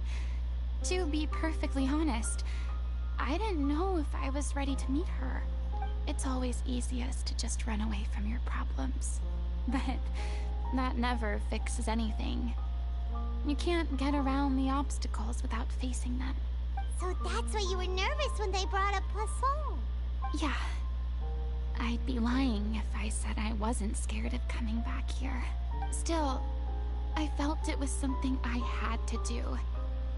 As I was saying before, I want to see for myself the things that I never could in the past. I'd be overjoyed if the people here could find it in their hearts to forgive me. but they're more likely to unleash a tirade of vitriol against me, which, of course, I completely understand and accept. Yeah, I can tell people are watching me. I'm sure some people here see the idea of someone coming to Poisson dressed as the Hydro Archon as extremely disrespectful. I used to be terrified of the gaze of other people, especially when they had suspicion or resentment in their eyes. I guess I wasn't quite ready for this after all. Well, I guess that's something. He voices both the most overpowered character in the Xenoverse and the most trash person in Breakers. I'm not surprised you're making yourself go through all of this. I can't let myself see only the things I want to see. How would that make me any different from before? Look! There seems to be a crowd gathering over there. Probably time we made a move. How about we check out Spina di Rasula's ship? We should have a view of the whole of Poisson from there.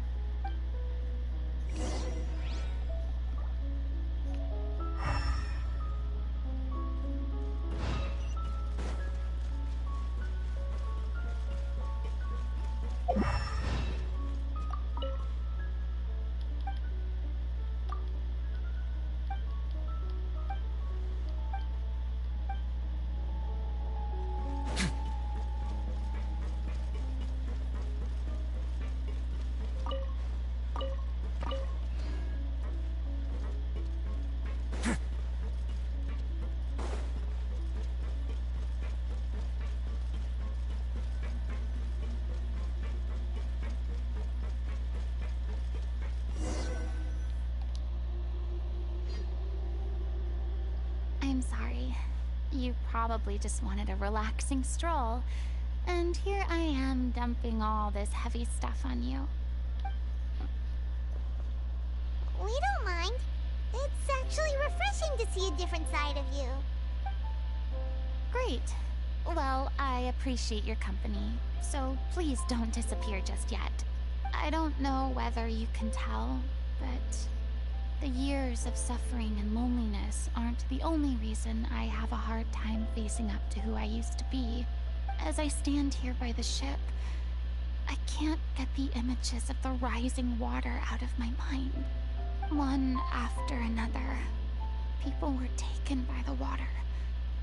All those treasured lives and memories washed out of existence in an instant. They thought their god would protect them.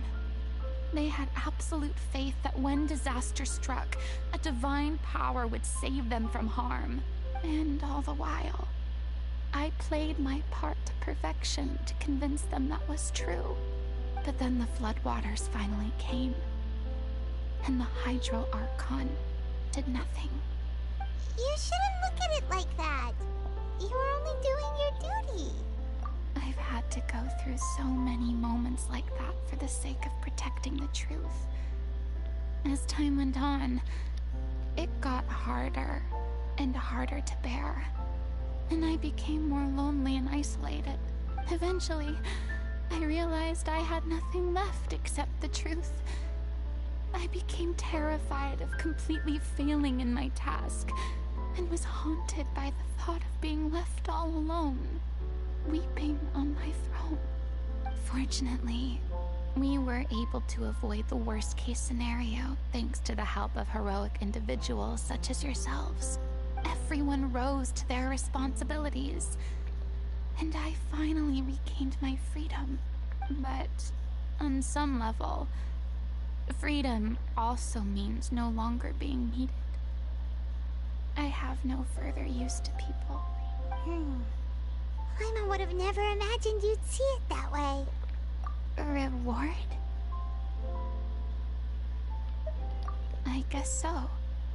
Back then, I didn't even dare to dream about having someone to confide in. I was scared of someone recognizing me for who I truly was, and exposing the secret I swore to protect. Believe in the Furina you see on stage. She is the one you can trust. I had to keep all my feelings, all my curiosity about life to myself. No one could be allowed to know. Yeah, you're gonna get a couple of those. I'm gonna have to suck it up and fight those types of rooms as well. Again, if I see stuff like that, then I'll go a little bit easier on them. That's what I really meant when I said I'm no good at maintaining relationships. However, if I do see level 200 in there, then at least one of them knows what they're doing. So that's where you were coming from. Paimon totally thought you were just a bit of a diva at heart. Could you please get off my case? I don't know what's gotten into you today. I'm making an effort here. You could at least try to do the same. I do. I once had nothing but the truth, and now I'm finally free to live my own life again. And even though I have no idea where I'm going right now, at least the choice is in my hands. All right, it's about time to head back.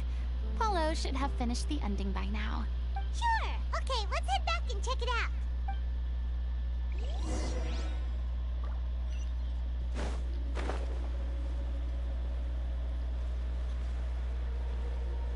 But yeah, like you're either gonna get a like a semi-decent room, or you're gonna get a baby team nowadays. I guess ever since the invitation things was a bit inconsistent, you haven't been seeing a lot of pre-made teams like that. You notice that some groups of people you don't see a lot. Watch what you eat? You're supposed to be cutting down on fried foods, not wolfing down copious quantities of fish and chips, you know? Come on. It's not every day we get to dine at Spina di Rosula's expense. Can you believe how generous she is? I'm not about to pass on free food. Anyway, my character doesn't need to be slim and good looking. That's your job. Oh, I see. This is your way of trying to Are you kidding me right now? It's not your character's health I'm worried about, it's yours. I've spent my whole life battling the effects of ill health, and it kills me to watch you willingly ruin yours by filling yourself up with junk all the time. Oh no, looks like they're arguing again. Which is exactly my thoughts on Discord every other day I go over there. And I'll be saving this just in case.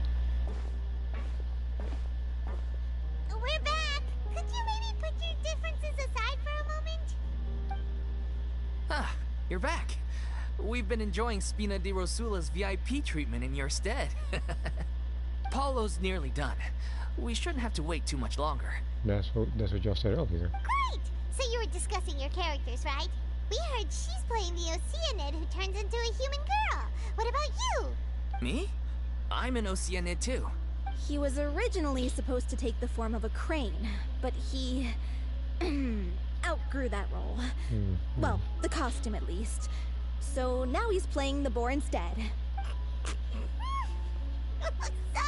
Sorry.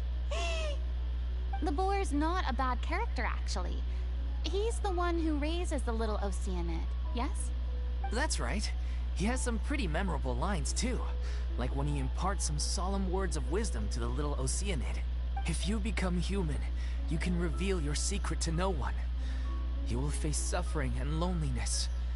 Is this truly what you want? Wait, that sounds kind of familiar. It's the most important line in the whole script.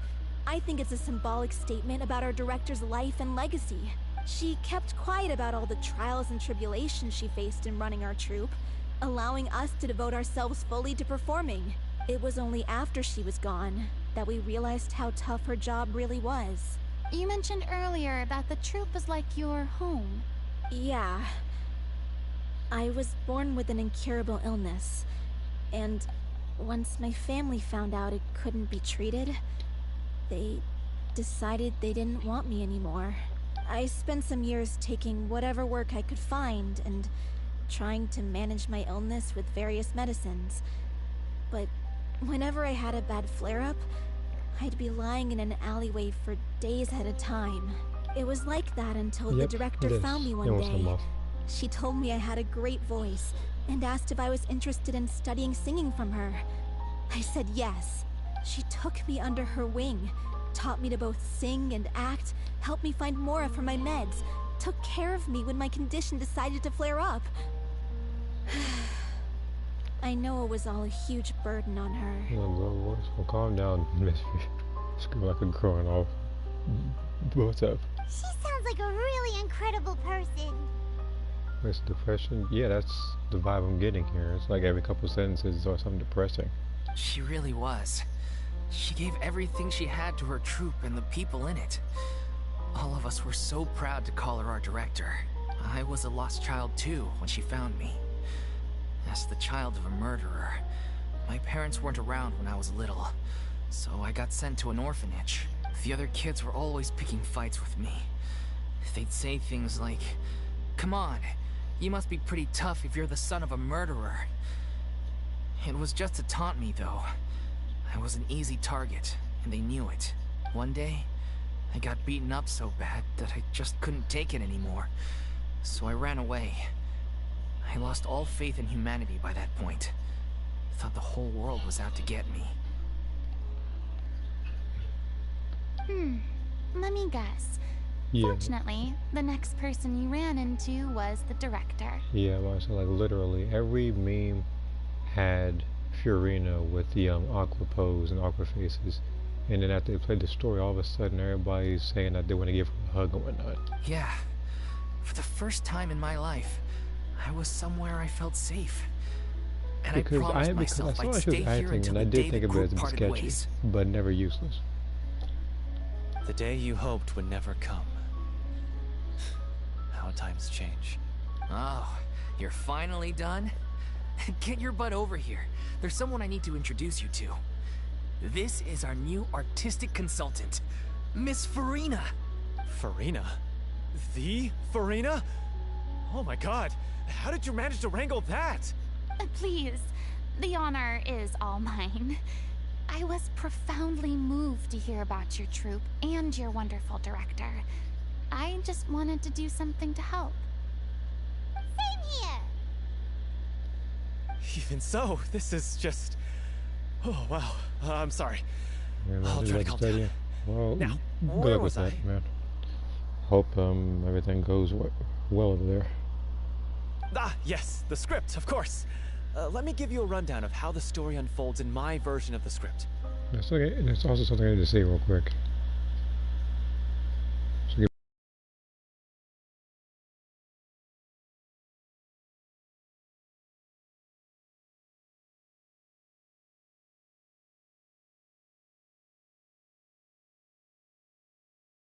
alright.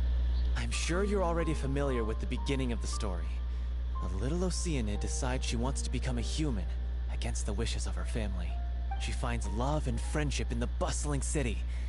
But then, disaster strikes. The people start to notice that all the fresh water in the surrounding area is slowly disappearing. The soil is becoming arid, plants and flowers are withering, and the people begin to panic. The little Oceanid, Cleo, and her lover decide to do something about it, and investigate the truth of the matter together. In the end, they discover that all the waste and pollution created by humans over the years has caused the fresh water to flee the land, as if driven by a consciousness of its own. Consciousness? You mean the water is sentient? Water as a conscious entity. There's actually quite a few stories that explore this theme. Since the little Oceanid is a water spirit, she immediately understands how the water is feeling. She then tells her lover about her true identity, as well as the truth behind the crisis. Her lover accepts her for who she is, and works with her to find a way to bring the water back. However, unbeknownst to them, there were some people eavesdropping when she revealed her secret. Yeah, that just makes me wonder what the other two regions are gonna hold. Natlan and I don't want to say Conway. What's the other place? Snezhnaya. The little Oceanid is accused of being directly responsible for driving the water away, and faces the greatest dilemma of her life. And then? In the end, she makes the brave decision to sacrifice herself to save her lover, and the rest of humanity. Huh? But didn't they all treat Cleo like a villain? Why would she want to save them after that? Well, she mainly wanted to save her lover, plus everyone who'd stood up for her. Through her love for her human partner, she was able to find an even greater love, one that extended to all of humanity. Surely the biggest strength of Cleo's character. There's actually something else that bothers me. You know the protagonist is supposed to represent the director, right? And she never had the chance to become a hero in our world. If we're serious about dedicating this show to her memory, we should make the ending as true to life as possible. What about if the little Oceanid is hounded to death by people who hate her, her lover makes sure her secret never gets out, and humanity continues down the path to extinction? You got some issues that need to work out. That sounds like too cruel of an ending to me. And perhaps a little irresponsible to present to the audience. That ending would be a perfect mirror to Director O'Reilly's death, both arbitrary and meaningless. On the day when she went missing, Director O'Reilly had instructed us all, somewhat out of the blue, to leave the court of Fontaine and wait for her outside the city. We waited and waited at the rendezvous point, but she never came. By the time we returned to the city, she disappeared without a trace. We looked for her. The Gardamex looked for her, but she was nowhere to be found. Increasingly, all the signs seemed to point to her being the latest victim in the serial disappearances case. The director was the kindest soul in the world, yet she was senselessly sacrificed for the sake of a so-called experiment by someone who had nothing to do with her at all. But doesn't the way she suddenly told you to leave the city suggest that maybe she had some sense of what was about to happen? It almost seems as if she was moving you to safety. I've been trying to follow up on that ever since, but all my efforts so far have turned up nothing. Villemont might know something, but he won't open up to me. Villemont? The one who's playing the role of the villain? Yeah. He's been overwhelmed by grief. I think the director's death hit him hardest of all. Grief? Guilt, more like. Also, I have a hard time imagining that anyone took it harder than me. Because, well, speaking of the play being true to life, I was deeply, madly in love with O'Reilly. What? You kept that one quiet. It's time to be upfront with you all. No more keeping secrets from each other. We'll never be able to agree on the ending if we can't be honest about how we feel. I did tell her how I felt once, but she turned me down pretty much straight away. She said that we were all like brothers and sisters to her, and she'd never considered us as potential romantic partners. Not that it came as a shock or anything. It was what I was expecting to hear. So I told her I'd always be there for the troupe, and I'd always be there for her. I said, maybe one day in the future, when everyone's settled into their own lives and on the up and up, and managing the troupe no longer required her constant attention, well, maybe then she could reconsider what she really wanted in her life. And now, that day will never come. Hollow. So if I'm the one writing this ending, then I'm gonna make sure it does right by O'Reilly. I won't let anyone get in the way of that. In that case, you have to straighten things out with Villemont once and for all, face to face. We've all had our differences of opinion over the ending, but those two have never seen eye to eye on anything. One of them has to compromise if we're ever going to reach a final decision. Well, if that's where we're at, looks like it's time to go visit Villemont. Are you ready to face the truth? Honestly, I'm slightly terrified. But for the sake of our final performance, I'll do whatever it takes. Funny you should ask, though. You really do get what I'm going through right now. I certainly do. Come on, everyone. Allons-y!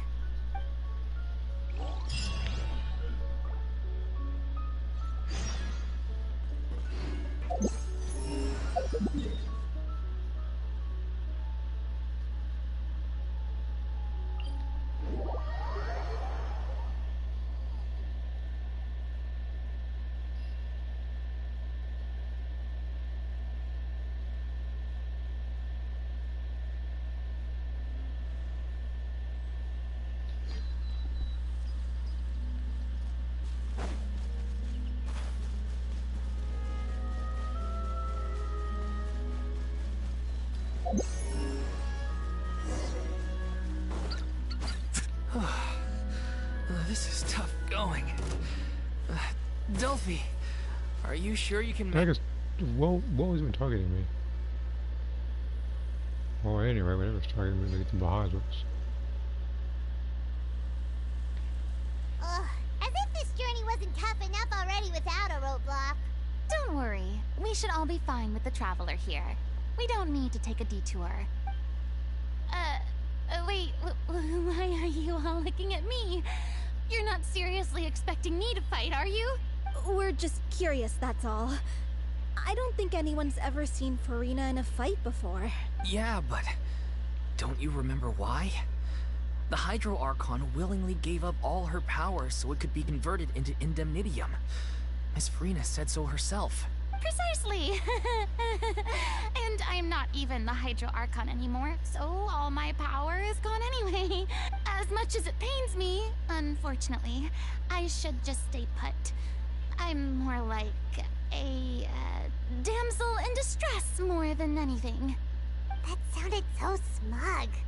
Ugh, secondhand embarrassment is unbearable. Well, like you're not smug, Paimon. C'est la vie indeed. Alas, I am forced to watch on helplessly as a more brave and seasoned adventurer than I swoops in to save the day. Aww, too bad. I was so pumped to feast my eyes on fight mode Furina. Sorry to leave all the heavy lifting to you. Don't worry, piece of cake.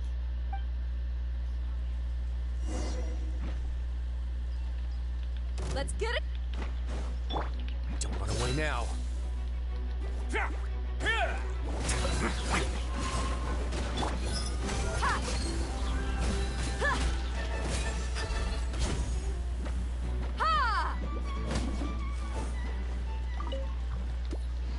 Out of the frying pan, into the fire. Buckle up. You asked for it. Bravo! Are you okay? Good show! You certainly mean? live up to your reputation. Is that happening? Yeah, thank you. Anyway, the path is cleared now, so onwards and upwards. And everything's fine over here. What's going on? Hold on. Let me up and rewind the stream like 20 seconds. Are you there?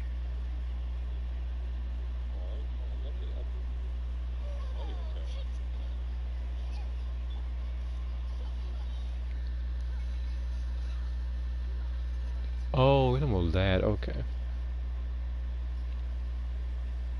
Okay. Huh? Oh, it's you guys.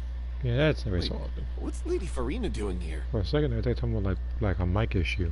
I can explain. We've been rounding up the whole troop. We now have everyone except you. So, you think knowing the truth about the director's disappearance will help you write an ending to the script that pleases everyone? I care just as much as everyone else about making the Little Oceanid a success. That's why I wanted to wait until after the show. If I open this can of worms now, I just don't want to make things difficult between us. We're supposed to be a unit when we're on stage. Viamant, avoiding the truth will not help anyone. Unless you mean to suggest that Aurelie's death had something to do with you. I don't want to talk about it. Listen, Viamant. I used to think that my love for Aurelie was a point of shame. I never brought it up to anyone. But now, I've made up my mind to put it all on the table. I'm prepared to face everything, to sacrifice everything for the sake of the show. The Little Oceanid cannot be complete unless we do justice to Aurelie on an emotional level. This is why people think of you as not being the smart one. Alright, man. As you all know already, float not from ticket sales, but donations from the audience. Of course, that was nowhere near enough. We took on side jobs when we weren't performing, but even then, the troupe's financial situation was pretty dire. So, anyway, one day after a show, a merchant came to me and offered us a huge sponsorship. In return, we just had to provide the audience with their drinks during performances. It seemed like a win-win, so I said yes to it on the spot without consulting the director.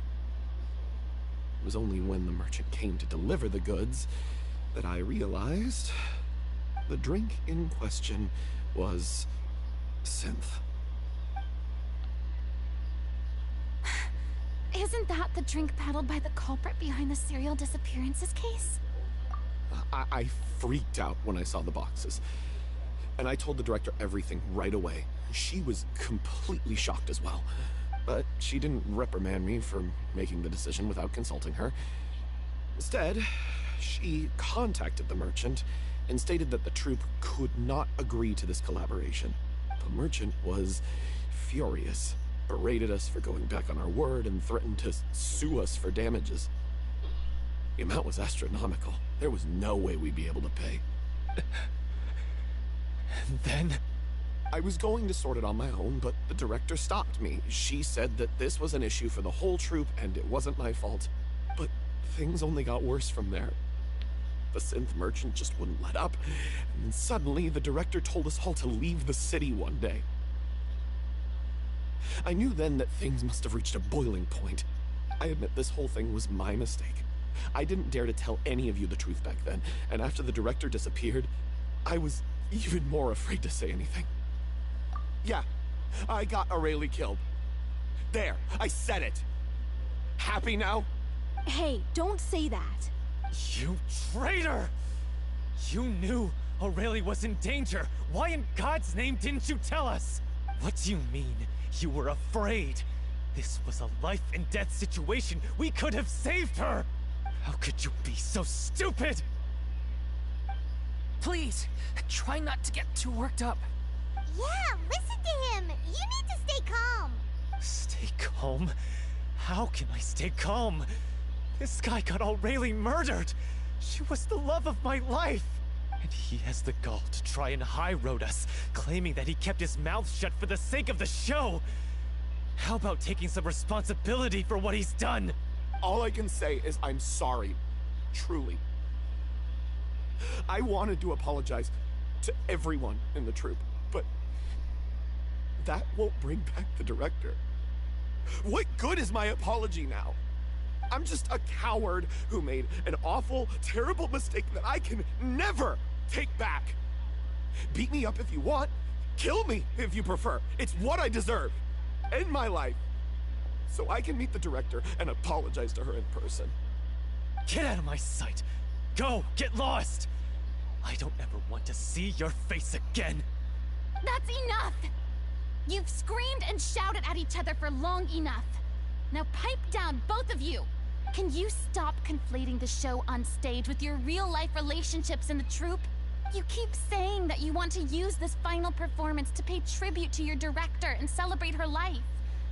How can you do that if you're just using it as an excuse to vent your own emotions? You're right. I'm sorry. On stage, the lead role is the focal point of the audience's attention. And you're all used to seeing the director as the heart of the troupe. But in her own life, her greatest desire wasn't to be the center of attention. I can tell how much she loved you all, and how much she loved the troupe. What she wanted was to build a warm home for all of her brothers and sisters. To shield you all from the storms that rage in the world outside.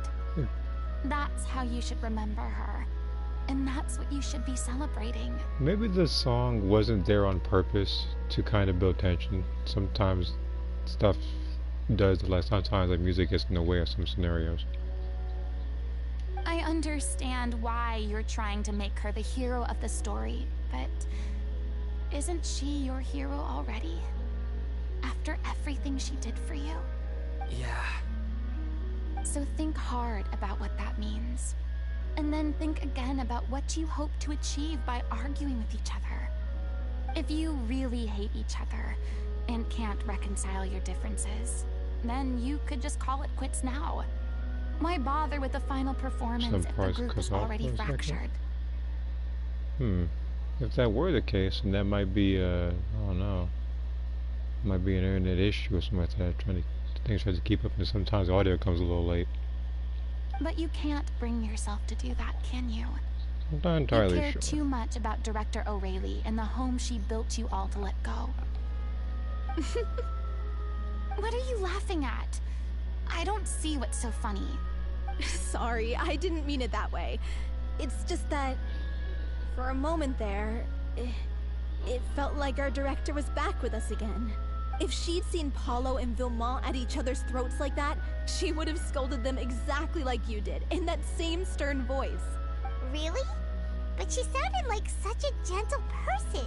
Yeah, but she also wasn't gonna take any BS either. Of course she was. Even her harshest lectures came from a place of kindness, and it showed. She really was a truly outstanding person. What you said, it really puts everything into perspective. I'm truly sorry. I really meant for this to be a genuine apology, but I ended up making it all about me and my self-pity. It's all right. Let's save all this for after the performance. So, the ending. What are we gonna do about it? Clearly, everyone needs to take a step back for now and reflect on what really matters. When emotions are running high, things get lost in the fray. The end of the story needs to focus back on O'Reilly herself. She's the true star of the show. What do you mean? The Traveler is right. You once investigated that underwater synth base and recovered items belonging to the victims. If you could find anything that O'Reilly left behind, perhaps we can get a better sense of what she went through in her final days. You really think that's possible? I trust that nobody would object to the ending of the story being based on O'Reilly's true feelings. No. Well, we'll leave this in your capable hands. Come, let's pay a visit to the Palais Mermonia. The rest of you, head back to the rehearsal location for now, and wait for our good news.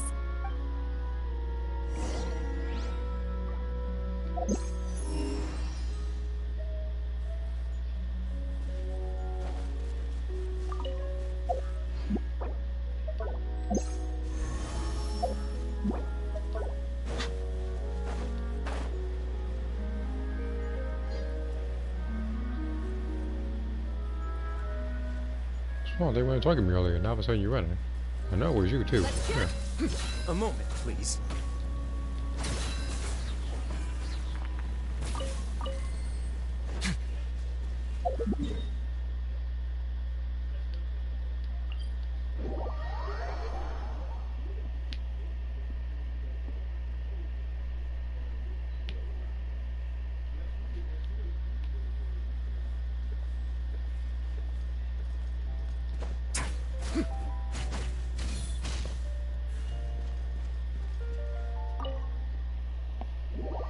I gotta do that to make sure that the audio is on track.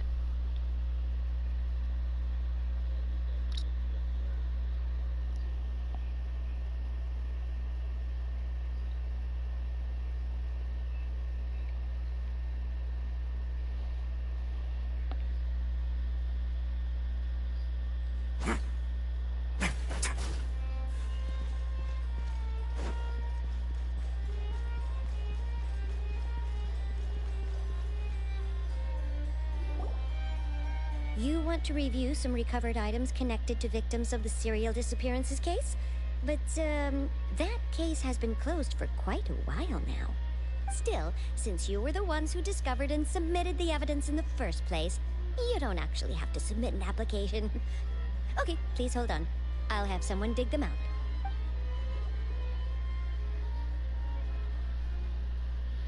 So, this is all O'Reilly left behind. Just whatever she was carrying on her person, and this tattered old notebook. Hey! It's full of script lines! And sketches too! Looks like they show where the different props should be placed on stage. Let me take a look. Maybe there's something in here from after she was kidnapped. Aha! I found something. To whoever discovers this diary. Let's see. Looks like she kept a detailed record of her captor's actions. She even mentions the truth behind the experiments on dissolving young women. If we'd had the chance to examine this notebook carefully back then, it would have been a conclusive piece of evidence proving Vachey's guilt. Vachey took so many lives. It's still so unthinkable how many victims he had. I guess O'Reilly must have written all of this down in the hope that her records would one day be of use to investigators. Wait, it cuts off. Her handwriting here gets patchier and more illegible by the line. She probably didn't have much strength left. Her final words are... I'll let you read them for yourselves.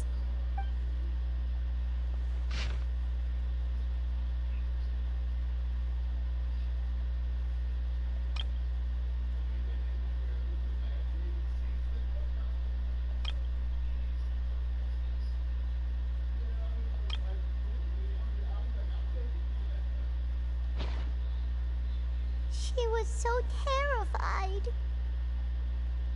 She may have been a mighty hero in the eyes of her troop, but at the end of the day, she was only human. I can't bear to think how painful and lonely her final days must have been. Wait. This part on the last page sounds strangely familiar.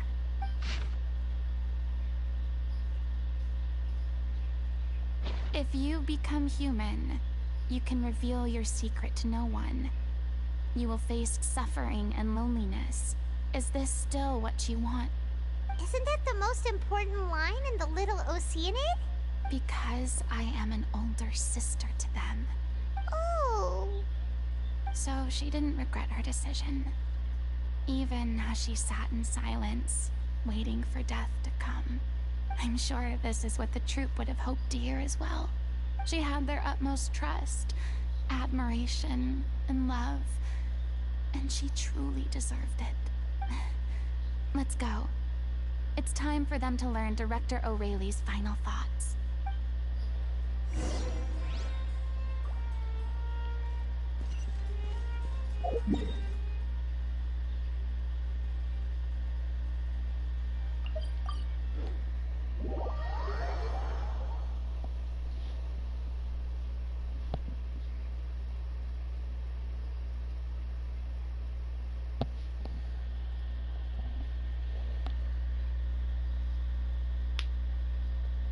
But yeah, sometimes on PS4, at least in this game, it takes a little bit for the audio to load up for me. But then everything gets back on track afterwards. Especially through teleporting and stuff where everything has to load up again.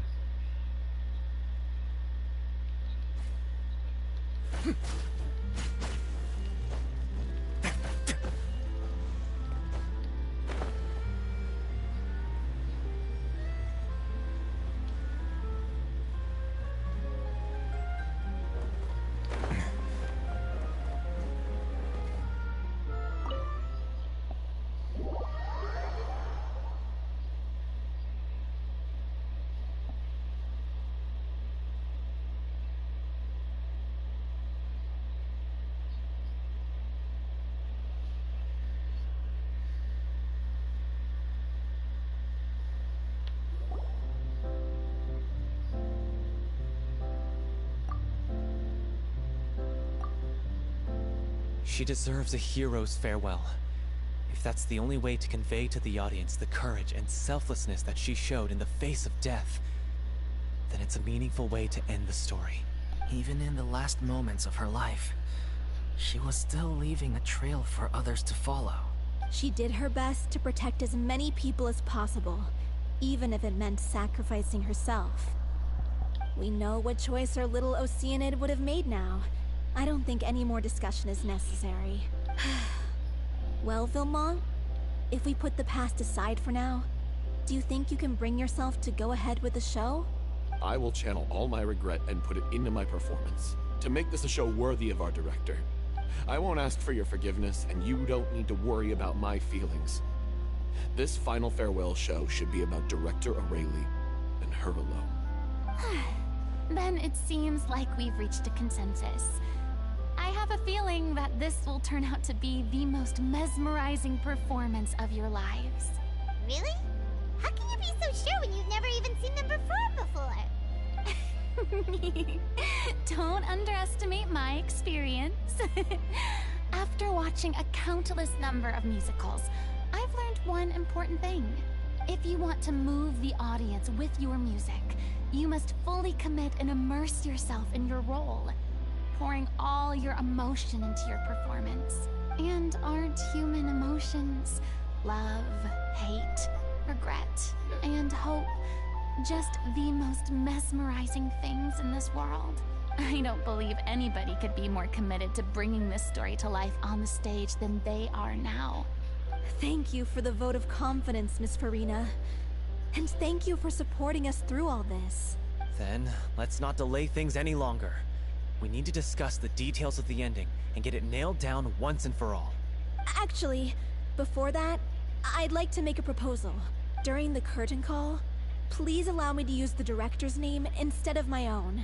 Huh? But then... After all, this role was originally meant to be played by the director. I'm just filling in for her. Besides, a role commemorating her life should be associated with her name. Well, if you're sure you're okay with that, I have no objection to it. Now we're talking like a serious acting troupe. All right, I'll leave you to fine-tune your musical while I go and procure a stage. Procure a stage? Oh, it's okay. Our usual place doesn't need a reservation. That place? Oh, don't be silly. For an extraordinary show, we need an extraordinary stage. By which I, of course, mean the Opera Epiclese. Whoa, wait, what? No. That's never going to work. It's far too fancy for the likes of us. What are you afraid of? Surely you don't think that Aurelie's story is unworthy of the grandest stage in Fontaine. No, though that's not what I meant. It is supposed to be your grand finale, right? I have no problem with it then. How about the rest of you?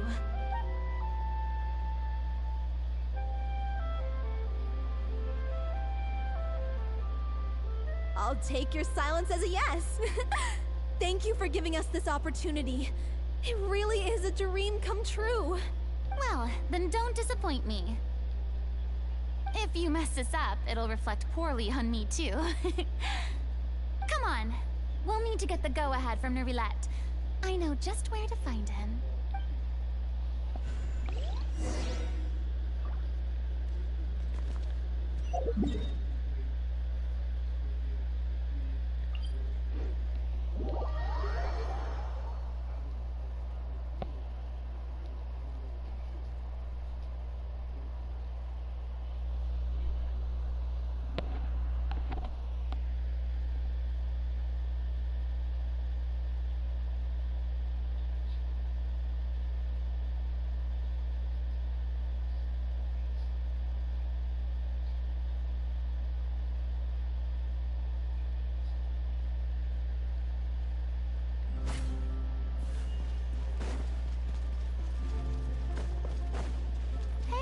Look at that! Looks like I guessed right. You were just guessing?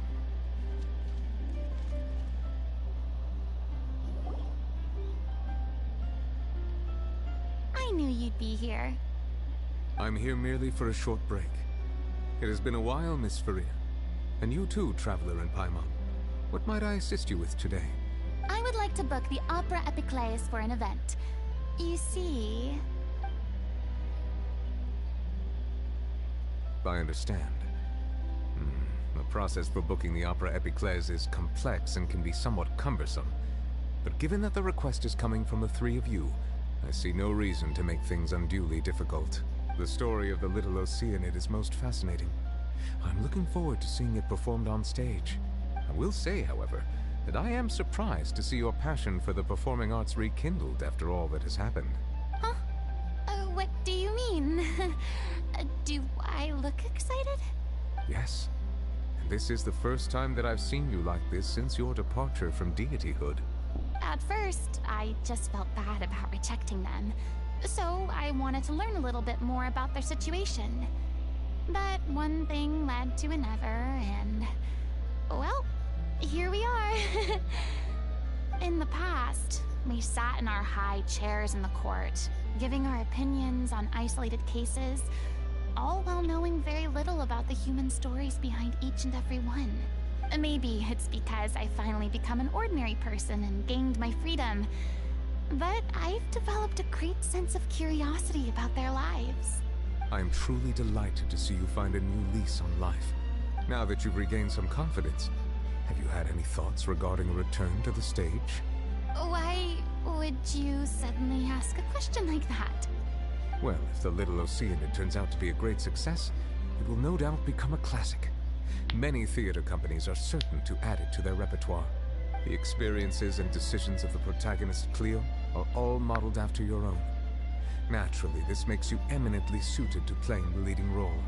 It would truly be a shame if you did not take this opportunity to allow audiences to enjoy your outstanding acting talents once more. Haven't I already made myself clear? I won't act or perform in any role ever again. No exceptions. Nor do I think it is any great shame. There is no lack of fine actors or inspirational stories, either on or off the stage. This experience is a case in point. I feel like I've learned a lot, and it has already been well worth the price of admission. I must admit, though, I'm a little envious. They're quite fortunate to be able to bid farewell to their past in such a magnificent manner. I see. Well, I'm glad to learn that you have found a role to play that you enjoy, be it on the stage or not. I sincerely hope the show will serve as the grandest of finales. I will have my staff book the date and mail the relevant paperwork to the troupe once the details are confirmed. Thanks, Nervalette. You are very welcome. Many people were once enthralled by Lady Furina's performances, myself included. I hope that one day she'll be able to understand that our appreciation was always sincere.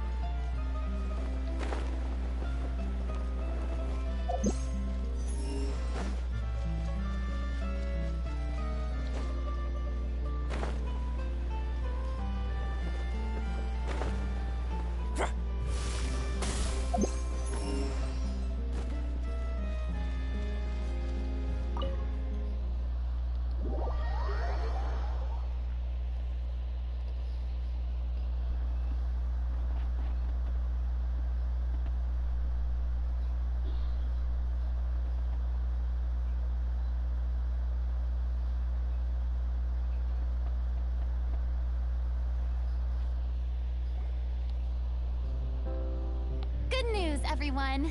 It's done. The Opera Epiclese is booked. Thanks to my eloquent and impassioned speech, Monsieur Nervalette was moved to provide us with a fitting stage for this special performance. We've had to fight every step of the way for this opportunity, but we now have all of the ingredients necessary to stage a truly spectacular performance. A touching story, a magnificent venue, and last but not least, a passionate and dedicated cast. Now, let's work together and make this show the best it can be. This is truly wonderful. The sooner we can finalize the ending, the more time we'll have to rehearse. Fiamma and I just went over some parts of the script and tweaked a few things. I think it's really going to resonate with the audience now. Wow, you two had a constructive conversation? That's great! Communication is vital to any good performance. Look at us. We've come so far. I never could have pictured this scene a few days ago. It's amazing. Even though Furina's still being a bit of a drama queen about it all, she's really fired everyone up. Please feel free to give us any comments or suggestions you have. We really value your input. Hey, Loic, get over here. Time to practice the opening number.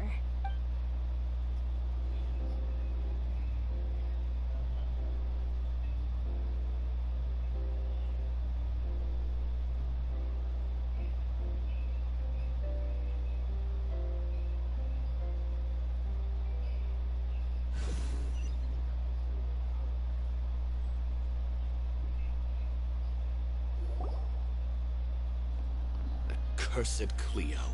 She stole the waters of life from us. She's a fraud, and she must pay for her crimes. The villain would have a mustache in the story. It never fails, no matter what character quest this is, even when I'm doing very little fighting. This has nothing to do with her. The ignorance and hatred of our people is to blame.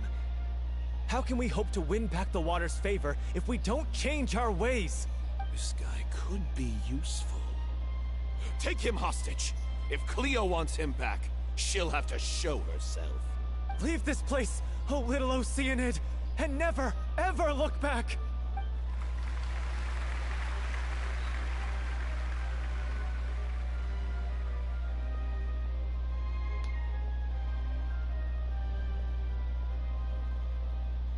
Everyone's really throwing themselves into their roles.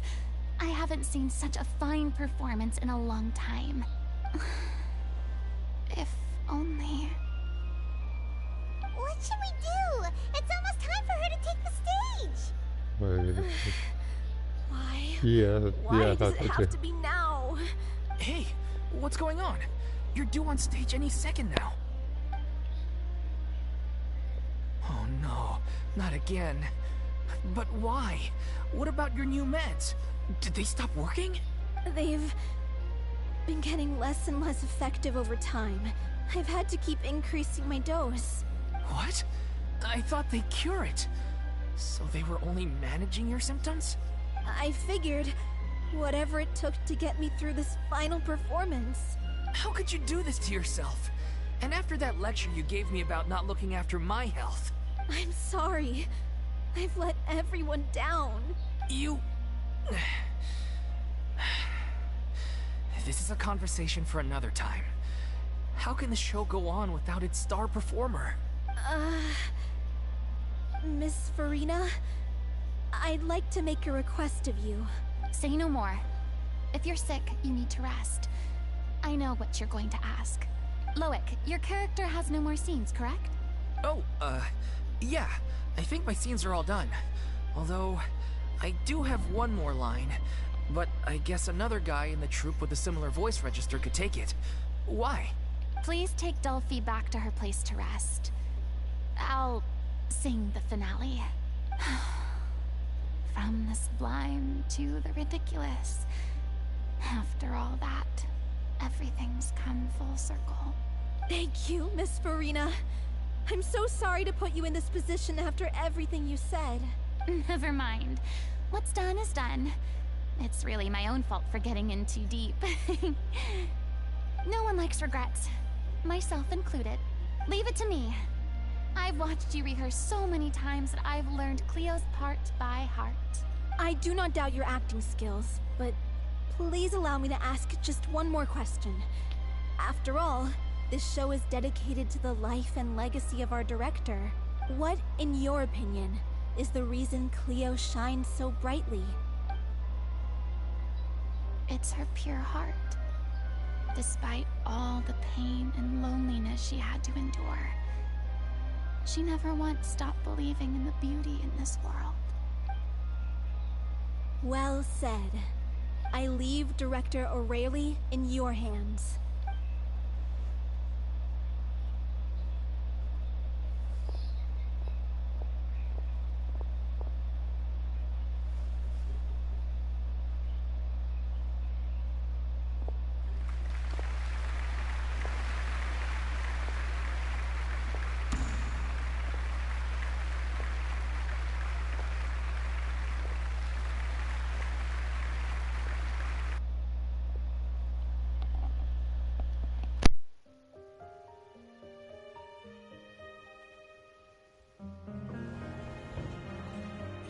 Yet?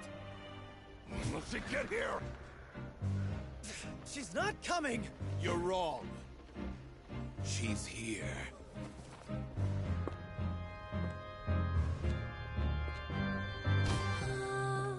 Si je pouvais vivre dans l'eau, le monde serait-il plus beau? Me pardonneras-tu, ô chère mère? L'eau dans son courant fait danser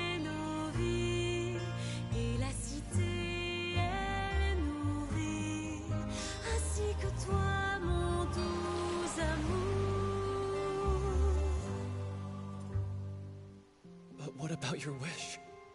My wish.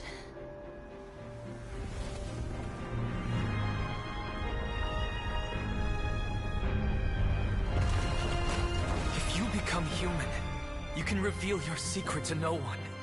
You will face suffering and loneliness. Is this truly what you want? Le grand amour ne suffit pas, seul un adieu fleurira. C'est notre histoire de vie, douce et amère. Moi, je serai toujours là, à voir le monde et sa beauté, et ça ne changera jamais, jamais.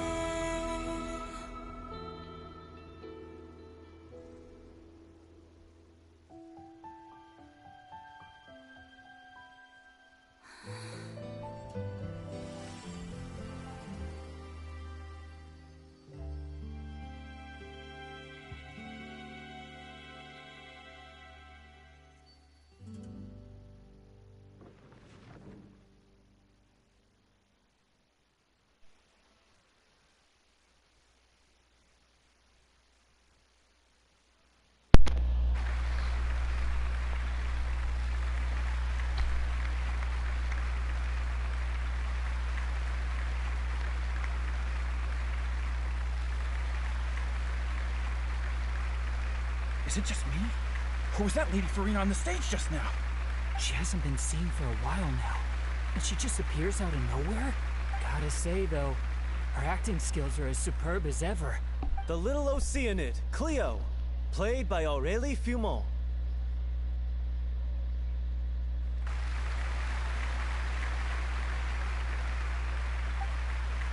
Wait, that's not her name. What's going on? I don't know. Maybe it's just a doppelganger. I've spent a lot of time out of the spotlight, and they didn't use my name during the curtain call either. Hopefully, not too many people recognized me. It's too bad that I had to break the one clear rule I'd managed to make for myself, even if I had no choice. Still, I have to admit that, despite everything, it felt good to be back on the stage again. Finally, we would like to give a special thanks to our artistic consultant and event coordinator, Miss Furina. Hey, that's not what we agreed on! Oh, so it was Furina after all. She's back! Honestly, what is he doing? He should have run that by me first. All right, calm down, don't be mad. This was a group decision. We just didn't want your contributions to go unacknowledged. After all, it's been the rule in Fontaine since ancient times that everyone's work, visible or invisible, is equally deserving of recognition. Yes, I know the rule, but it should still be applied on a case-by-case basis. I wasn't ready for this yet. It's no big deal. What's the worst that could happen? Oh, yeah? Well, since you think it's so easy, you can sign them for me. This is a great chat and all, but can we talk about that crazy thing that happened during the show? It nearly gave Paimon a heart attack. Paimon flew over to where she was supposed to be and was about to drop the prop vision, and then suddenly, a real one popped out of thin air! Oh, that. I've got no idea what happened there either. But hey, it worked pretty well, didn't it? I'll bet the audience has never seen such a realistic prop. Wait, what about Dolphy? I wonder how she's doing. Oh, let's go check on her as soon as we finish clearing the stage. Yes. Plus, she'll definitely want to hear how the end of the show went. If nothing else, we can safely say that we accomplished what we set out to do.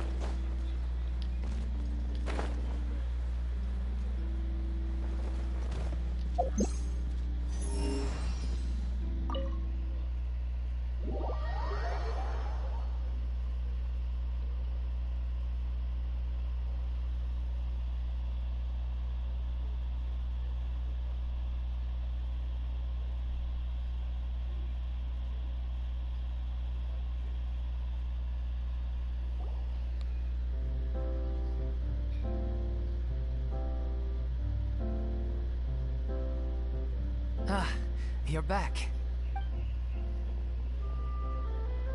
She's doing okay. Her condition stabilized after taking some of her original medication. From experience, though, I'd say she still needs a few more days of rest. How did the performance go? Was it a success? Did the audience like it? You'll be glad to know it was fantastic! Also, you're not gonna believe what happened while Furina was on the stage. You'll probably be able to read all about it in the Steamford first thing tomorrow morning. That's wonderful. I'm so sorry I failed to see it through to the end. I guess I was wrong to try and tough it out to begin with. No, don't worry about it. Like they told me after announcing my name during the curtain call, everyone's work deserves recognition. Even though you couldn't see it through to the final scene, the audience was very impressed by your performance. It's safe to say that you made your mark on this memorial show. Well, one way or another, we did it. I've had bad luck ever since I was born, so I never expect things to go smoothly in life. I'm just happy to know that we went out on a high note. That's all that matters. Blaming your bad luck again, are we? Maybe if you didn't push yourself past your limits so much, your illness wouldn't be flaring up all the time. Oh, don't you start. I don't have the energy to argue with you right now. Aw, you two clearly care a lot about each other. I don't know what you're talking about. You mean we never stop arguing with each other?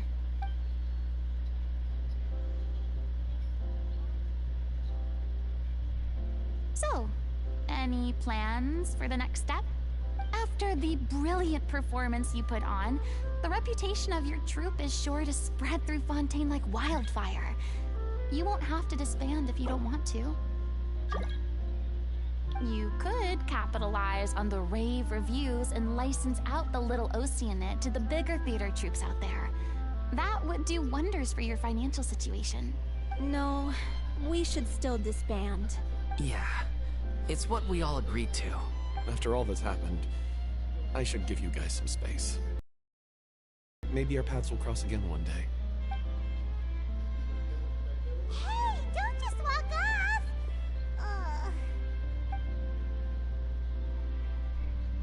I still want to keep performing, so I might join another troupe. After watching Miss Furina's performance, I think I'm starting to understand our director's infatuation with musicals. You should do it. It suits you. I'd originally hoped to keep performing too, but I don't know if my health will allow me to. Oh, so now you finally got your priorities in order. I guess I'll hold off until you've properly recovered as well. What about you, Miss Furina? Any future plans?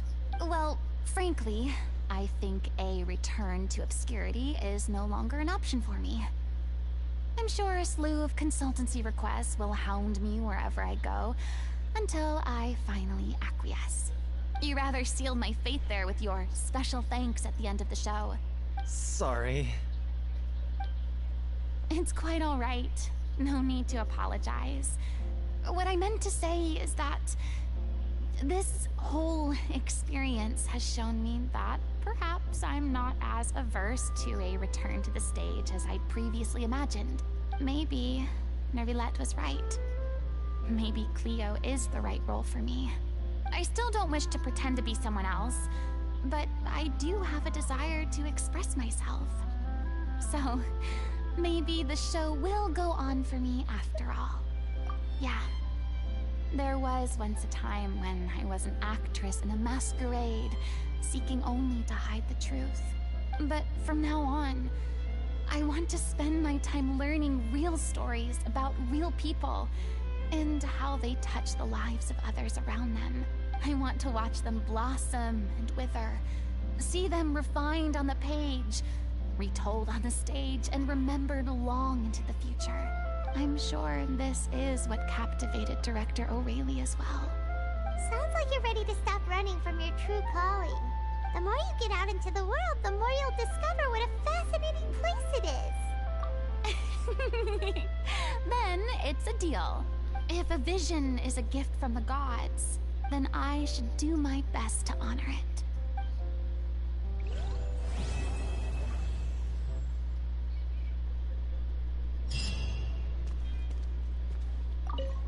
It's ironic to think that in my whole time as a god, I could only ever dream of receiving this kind of power.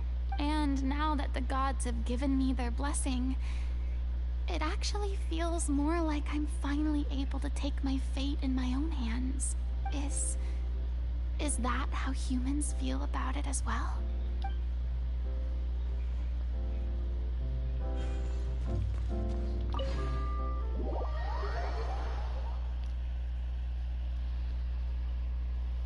But yeah, I really did like the story. I did. I'm going to continue doing the other world quest though. I still need the Primogen so I can get this character. Because again, I do want to try to get this character. Every time I pulled, every time I attempted to, it's gone purple. And it's happened I think 3 if not 4 times.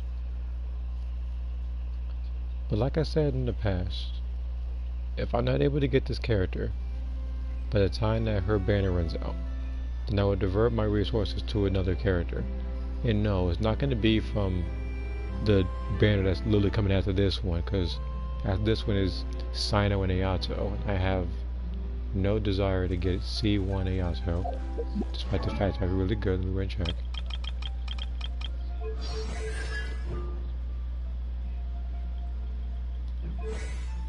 Yeah, his damage is increased, but with less health. It's never going to matter, because if I have someone like Xiangling on the team, he just does that anyway. On top of that, the Sino is not a choice that I would make, because even though I don't mind the character, I'm not going to prioritize him over other characters, such as the Raiden Shogun, such as Navia, Cloran, so on and so forth. I wouldn't even see the use for Sino outside of combining him with Nahida.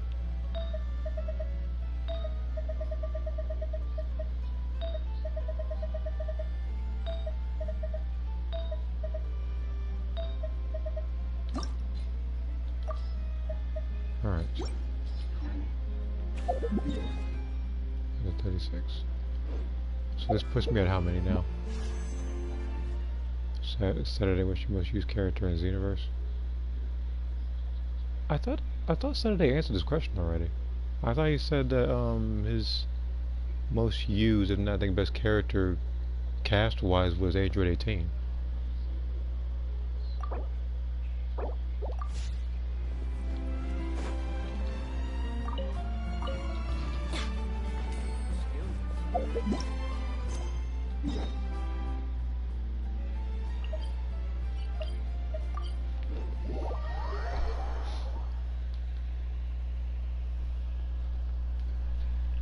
Now as for me, people already know mine.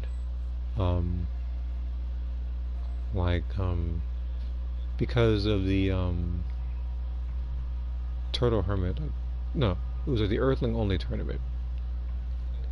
That one is what catapulted Videl as the character that was for his place of usage. Before then it was I think Ultra Instinct Goku and some other person that used to pick. I think it was Blue Vegeta.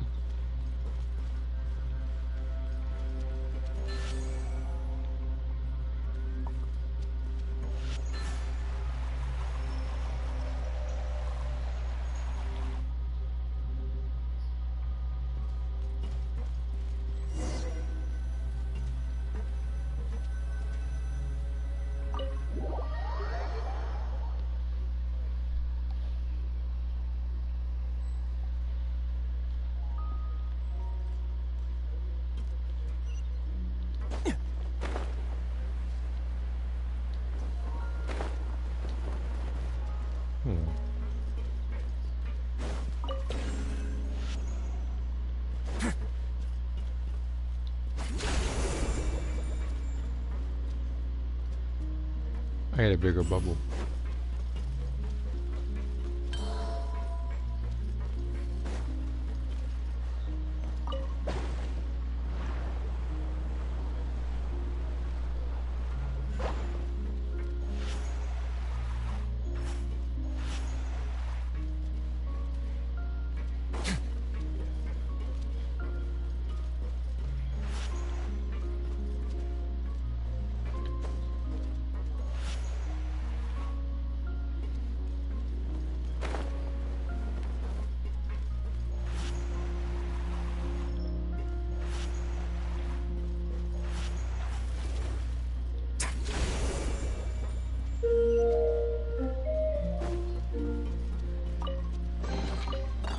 unclaimed article should be turned in. So, neither of us saw anything here, right?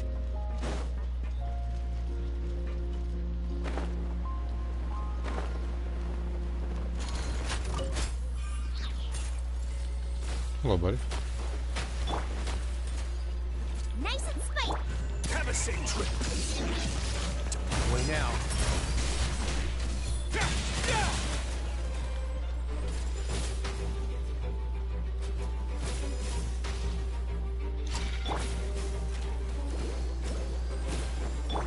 Out of the frying pan.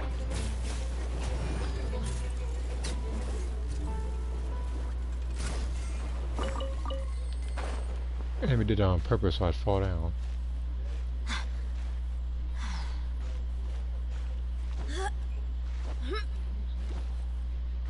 Trying to take him with me, apparently.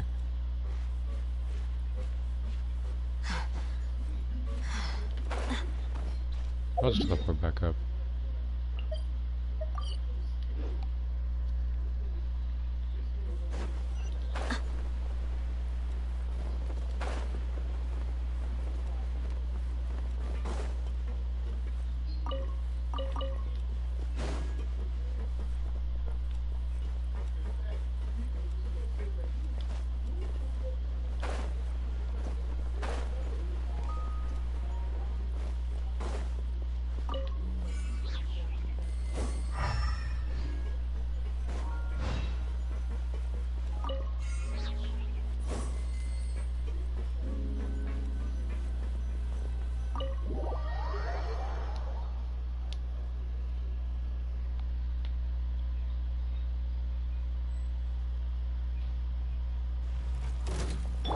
Booba, get them.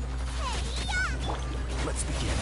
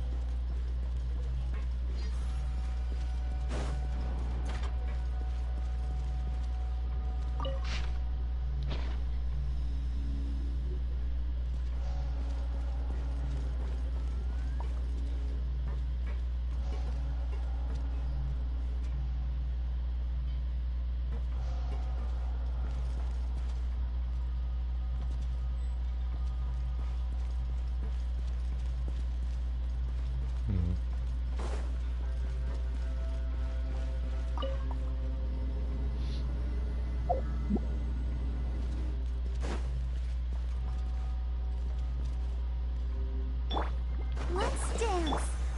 A moment, please.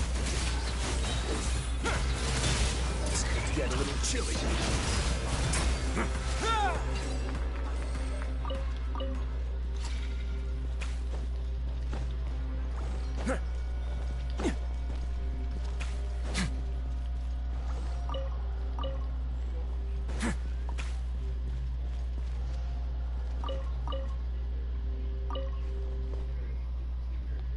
I'm paying attention to the stream at all times, because right there the connection, or should I say the MS, shot up a little bit. And the higher it is, then you know, so it's getting a little laggy. That's why I had to pay attention, because you know, if it cuts off like randomly, then I need to know that, because sometimes I could be here right now not knowing that the stream crashed.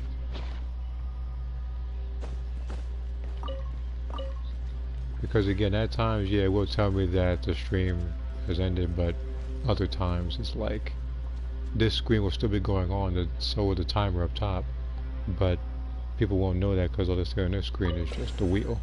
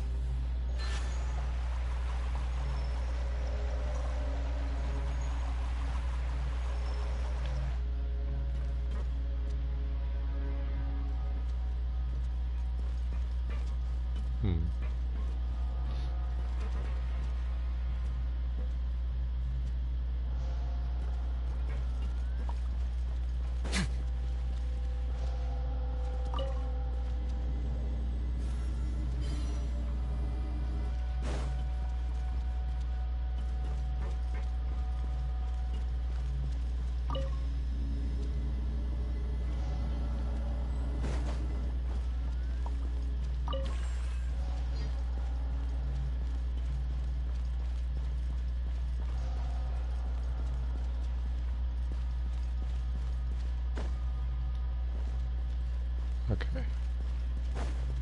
I think I need to open this door first.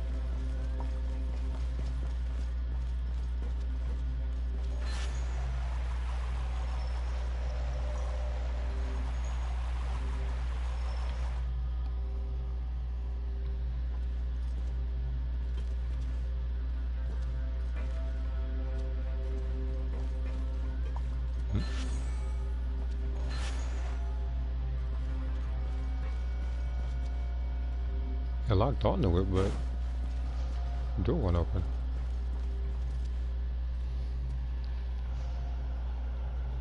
What is this? Yeah, pretty much. So now the riding shogun won't have to feel as bad. Everybody clown her for not being able to cook.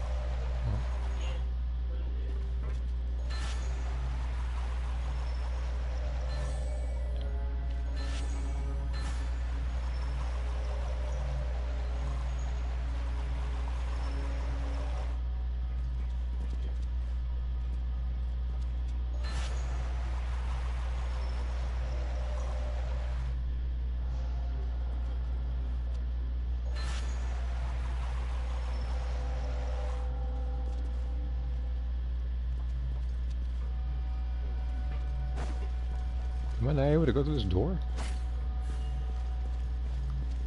It's not an error, is it? Because I pointed to the right direction.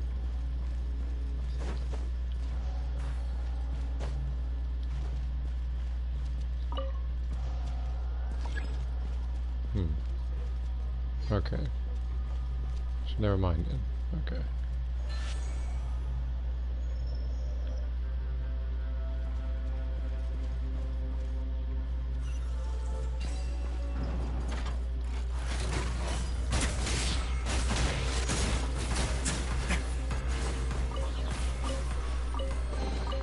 I'd take it if I were you. I'm sure it'll come in handy.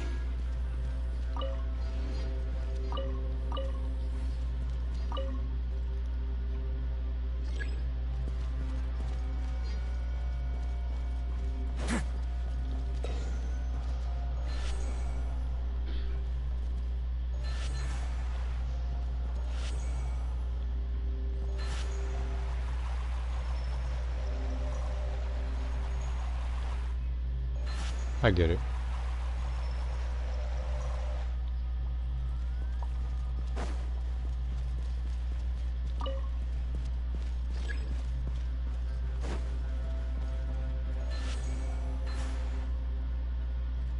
Or not.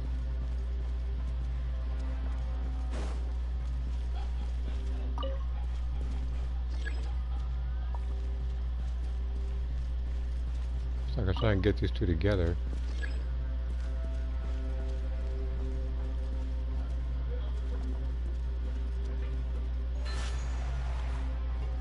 Okay.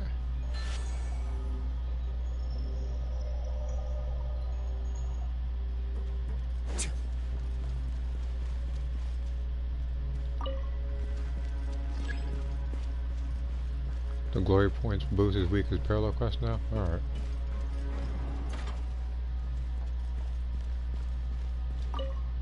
I guess I'm guessing that 1v1 limited rank was torturing people, especially casuals. Buckle up! That's right, kid!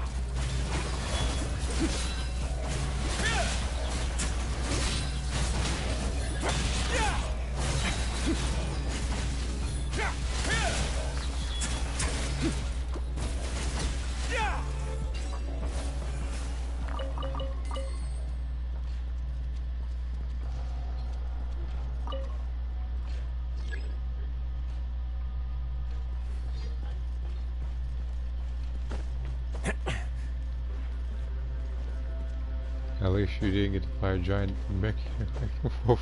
Well, good for you. I didn't get that same luxury.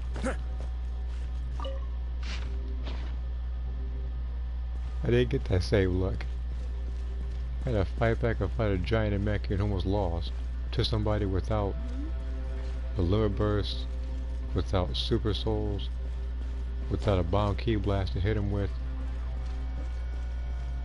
I had like 3 tools and only utilized 2 of them because of how much he was moving.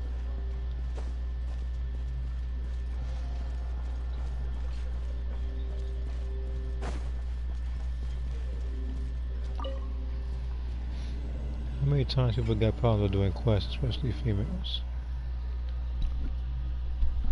I don't know, but I'm gonna see what parallel quests they are once I get over there.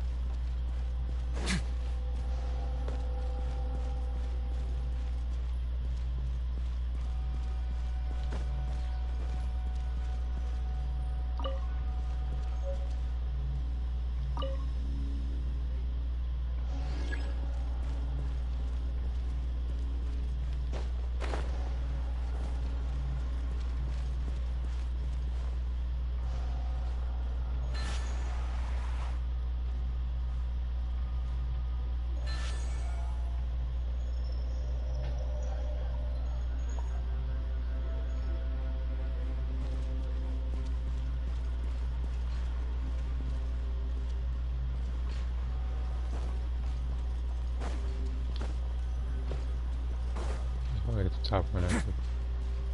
May be a sweaty marathon as Kel though. Well, good job. I don't know why people pick that race like that anyway. You can male hurts. I had to find 2. So I had to open each of these doors in order to even access this mechanism. I had to find that grid, because I need to find that one thing then.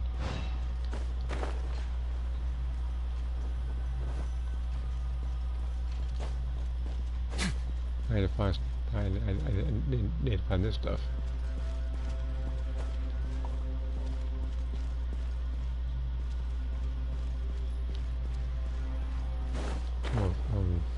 Furina. Yeah. Some doesn't really cost like one, though, right? Yeah, okay, this one. Way up top.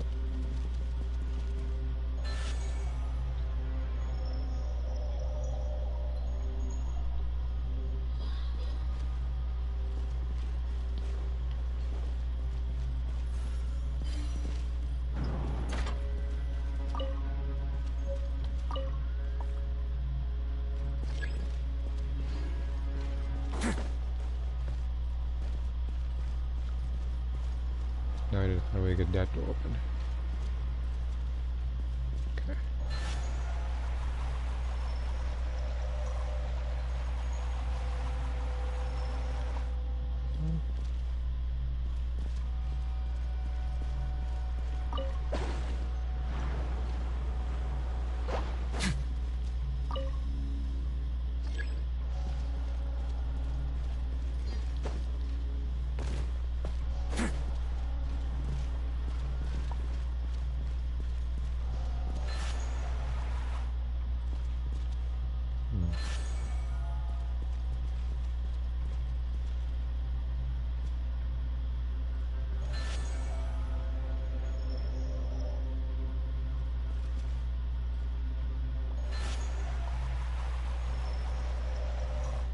How's it find to connect the two again?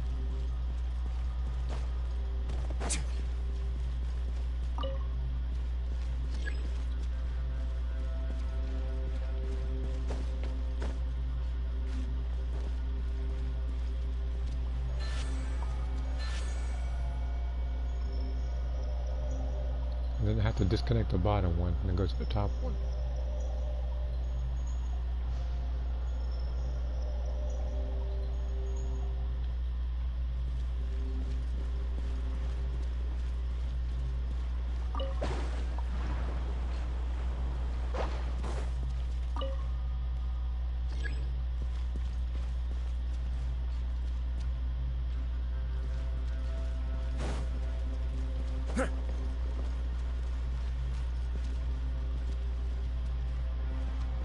This one was a closed door.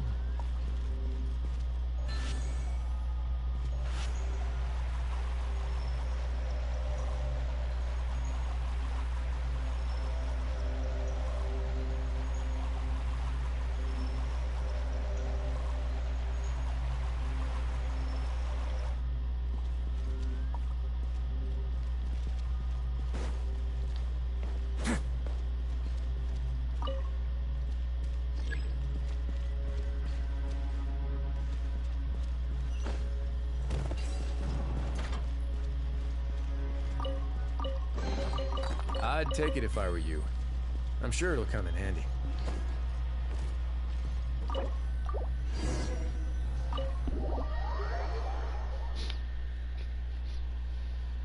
Until I get done with the last scene as I've written it, I have to keep her colors as custom-made 18.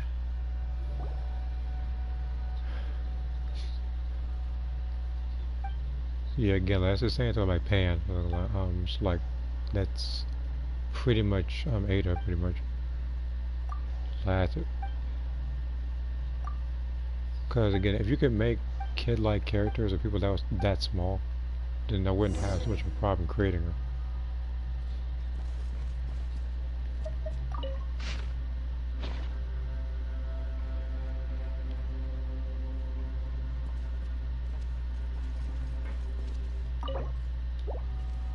Of course, I gotta find a small key.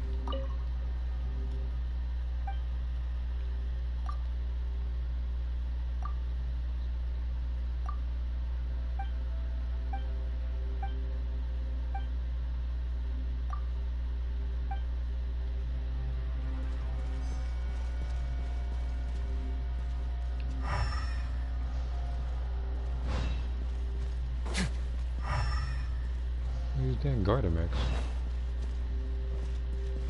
They all come alive though, they all get in behinds warped. I got freaking Barbara and Risley in the same team, which is indefinite freezing. Also keeping the same colors on Custom Pan and Kid Gohan, because I bring back Kid Takia.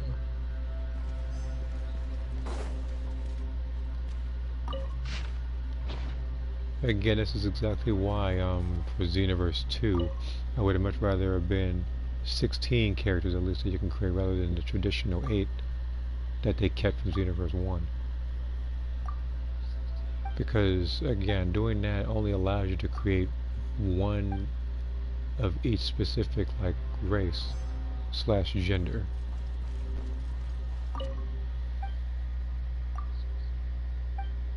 But again, people have, like, but the thing is, people only select like a couple because, you know, how much advantages it has in the rank like settings, such as Namekians, 3-bar margins, and male Earthlings. That's why you don't see those same people running around with male margins, despite the fact there might be like a very small few because of his like negativity about him, like, you know, he has like low stamina.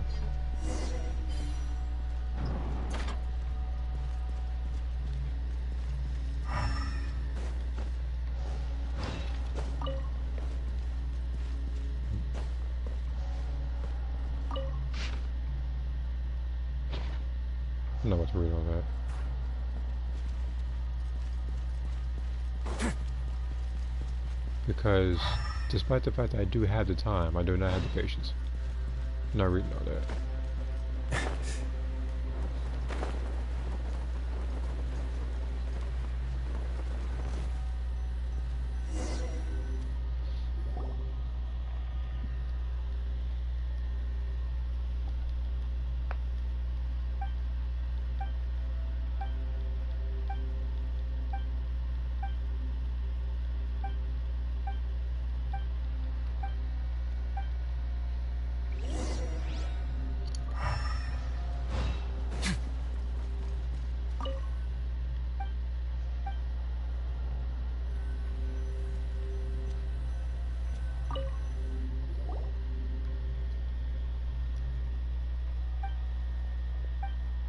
You just see notices on PvP. Well, fortunate for you.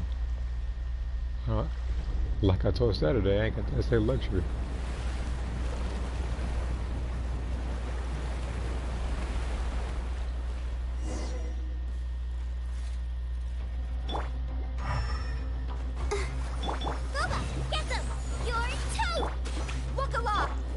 Let's begin.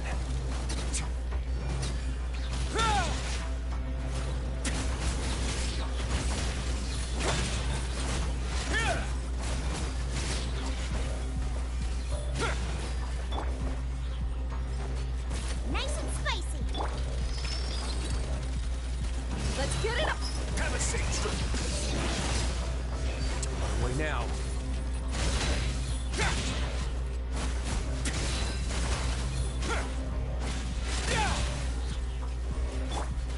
Let the show. Hey, yeah! Boba, get Gloves off.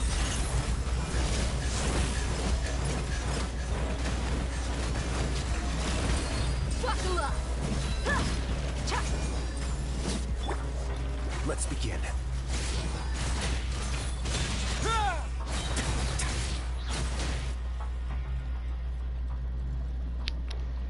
Oh, I see Broly, of course.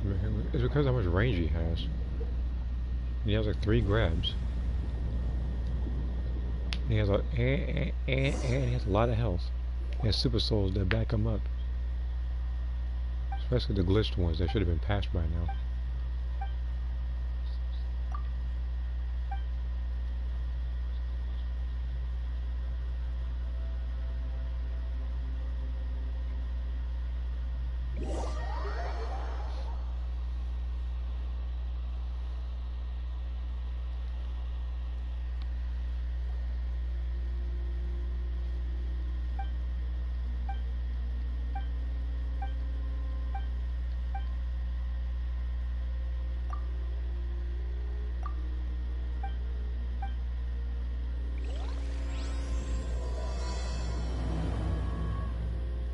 Oh, we're on Act 3 now, okay.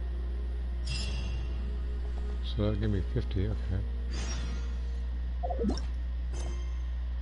Just 30. Alright, I'm gonna be back in like a minute or two. I'm about to use the bathroom real quick. And I'm gonna continue this quest.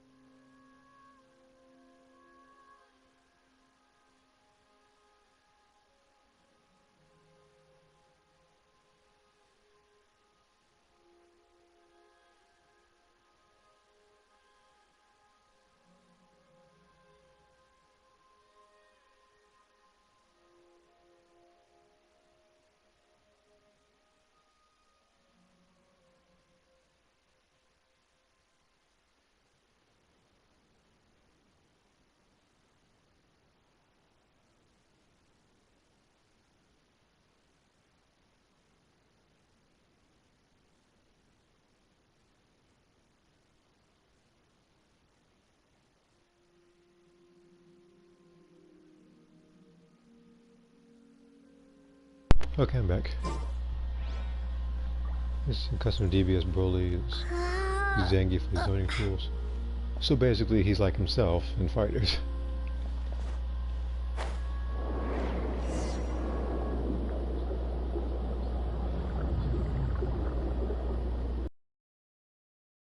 But you can only imagine that, though. He's on like Zangief throwing projectiles while also pressuring you with grabs.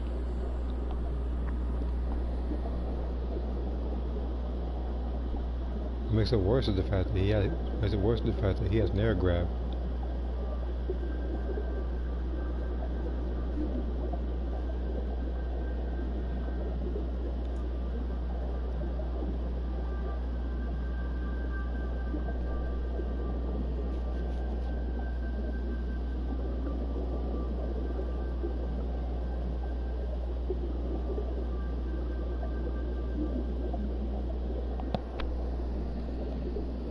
Nice try, stream. I already read that one, right? Which means there's a new comment on my phone. How many matches do you have for online?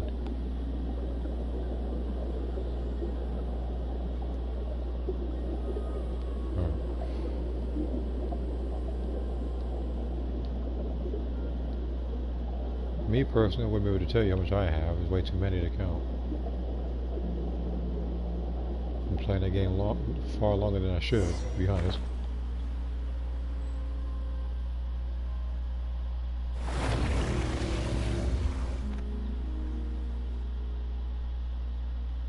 Hey, man, how you again?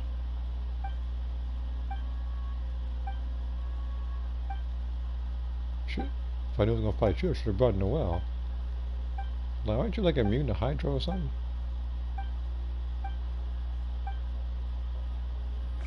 Just be sure. Oh, never mind myself. Anyway.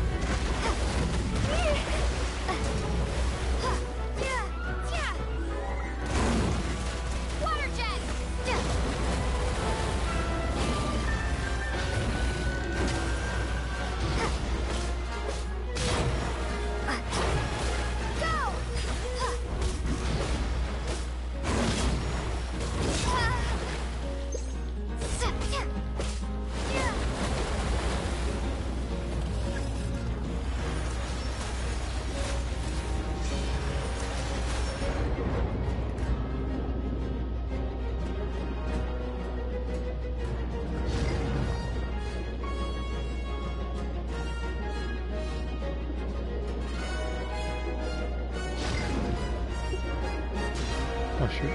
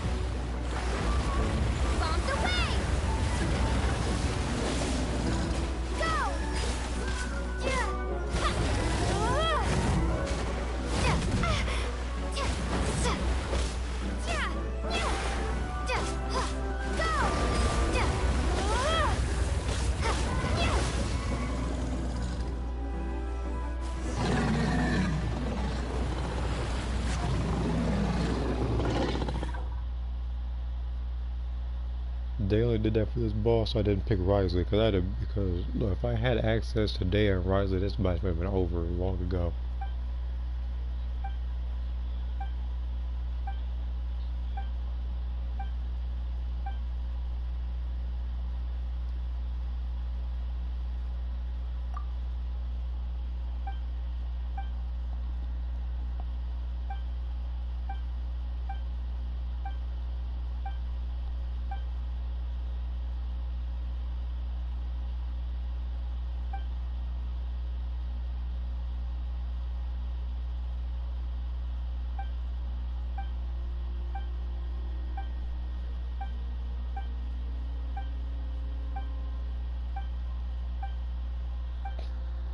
Here's that boss. Welcome back, boss.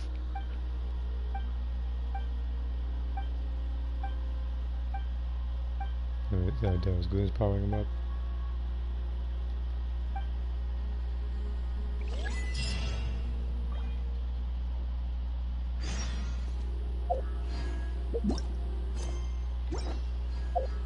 How many gems does that make? Because I'm getting closer and closer to the goal.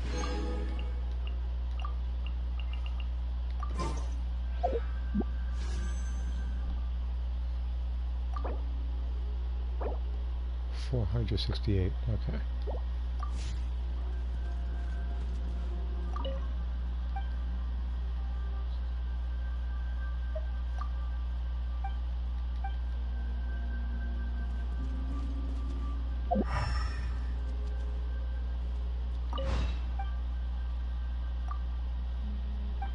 Different something that's way different than other bosses. Yeah, that boss is very aggressive. He reminds me of the Geo Bishop from Leeward.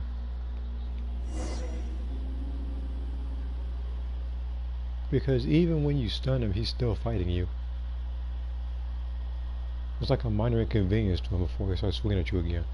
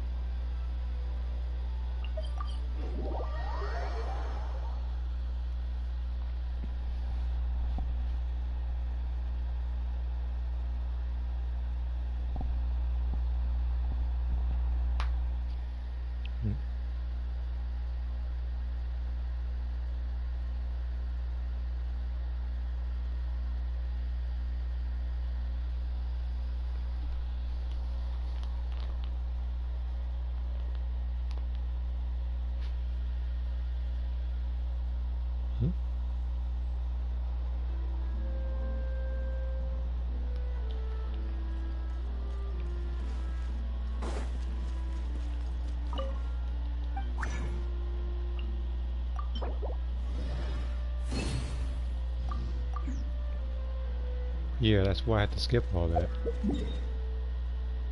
Because if I was reading each and every word carefully or out loud, I'd still be on past world quests. In fact, I'd probably still be in Sumeru.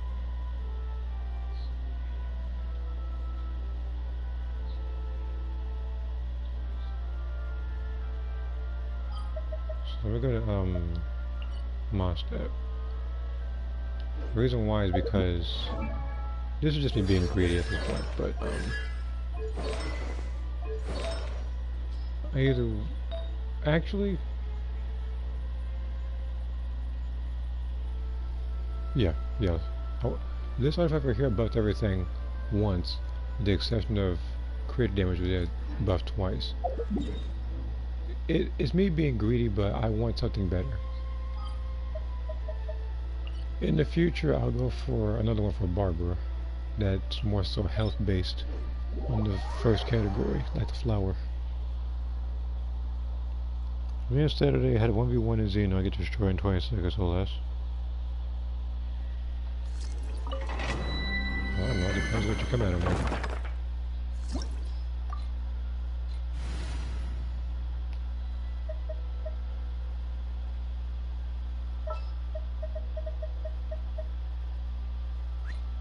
Where's Bernadette? I won't hold you back. Much.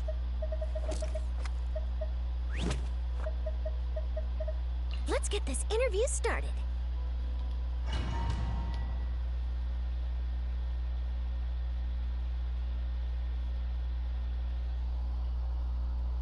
All of us, I believe, are tournament players. Yeah, I've fought in tournaments. Speaking of, if you didn't already see it, I sent it on PlayStation and Discord. There was an event going on regarding the Demon Realm characters for Xenoverse. Which means, hey, you might see somebody walking around picking Deborah again.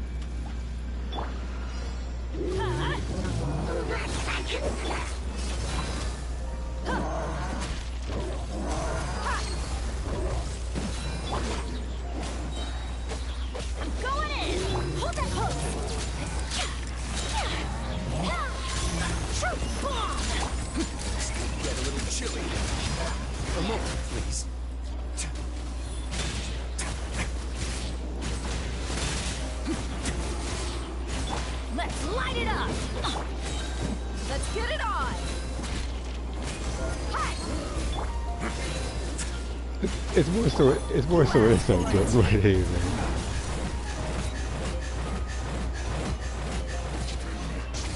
But what happened was, hold on, I paused this. So what happened was there was I think like a Deborah only tournament, and a friend of mine, Demon, was trying to get first place because, or at least top 5 or 10, because he believed that there was going to be a prize coming out of it where you get the Demon Realm title. That wasn't the case. You pretty much just got TP. You pretty much got TP medals, which is why I talk about it. Teamwork is dreamwork! Say cheese! Wait now. Yeah, he just pressed her like it wasn't even close.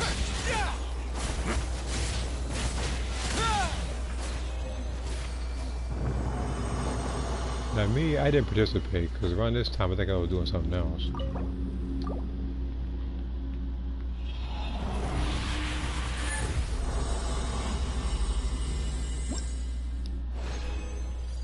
And I got, hold on. Nope.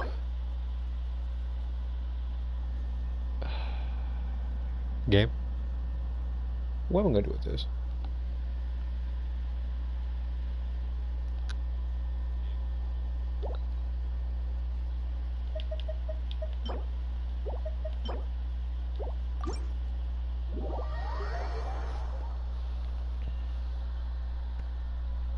I swear, if they had a thing in this game where you could reroll artifacts at the cost of like some sort of, well, anything, it'd be much better than getting that. Usually I can cry, that's about it.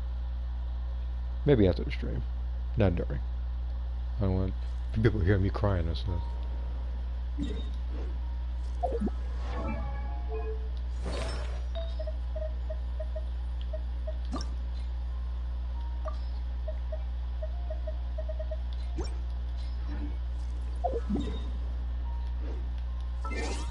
Let me switch characters real quick.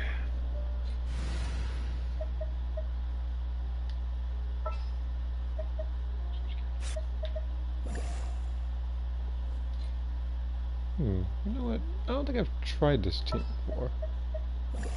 Where's Mona? This is destiny. I never tried her on this team. Like, again, because Mona and, like, Mona and Rise, they haven't been in the same team yet. I actually cried a bit during the season Walking Dead ending. Yeah, I think like it does get to a lot of people. So every emotion and everything ties together.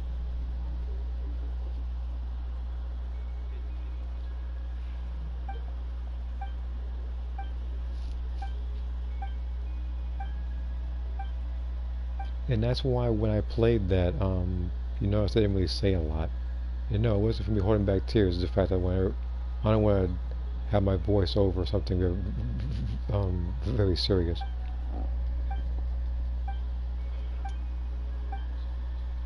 For something like this, where it's nothing but like 8 years of text, then yeah, I'll be talking over it.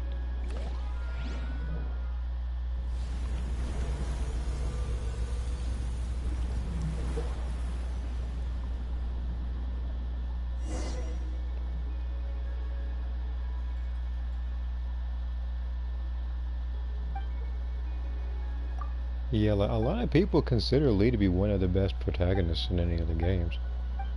Especially all the choices you can make and whatnot, and the fact that he's going through so much. Who's up here? So I could swear I saw a health bar just now. Probably my imagination. Alright.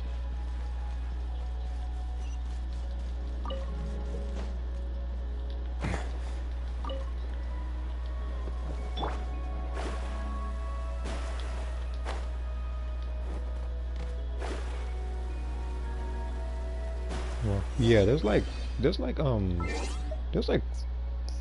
think 3 or 4 seasons, not including spin-offs, of the Walking Dead games. And from what I remember, some of the choices you do make carry over to other seasons.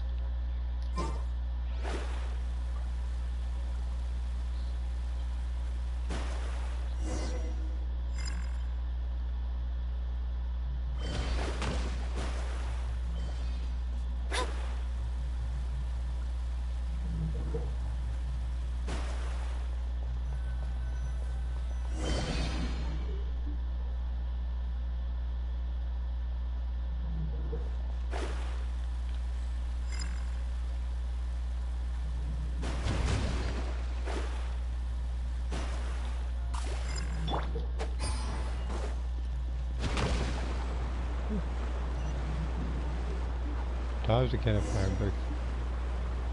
Alright. So I gotta dodge a lot.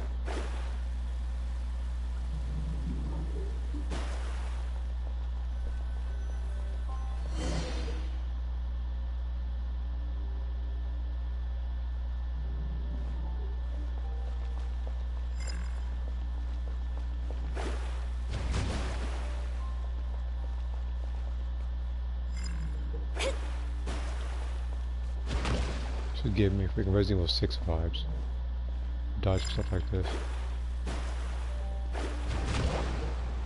Oh, I had to dodge to the other one.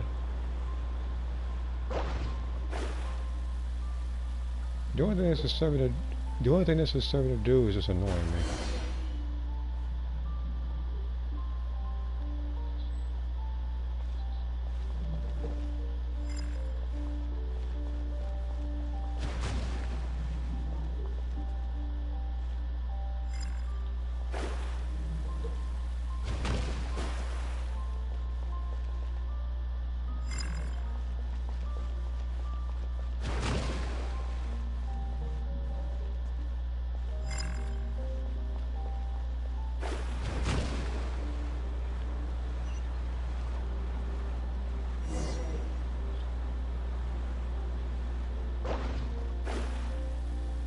I dodged it, but the game said no.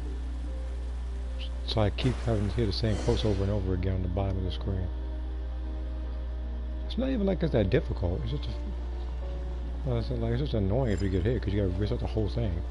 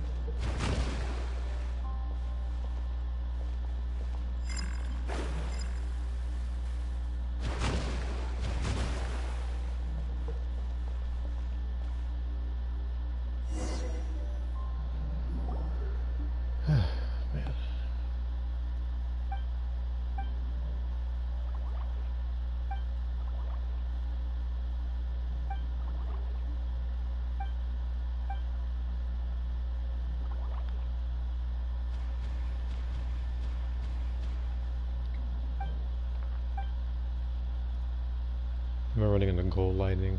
The raider he was trying to feed.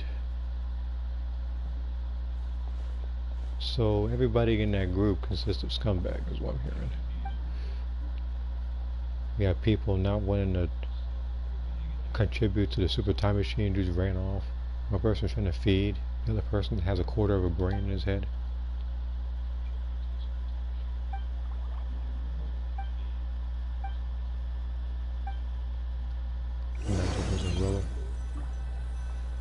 Yeah, I noticed.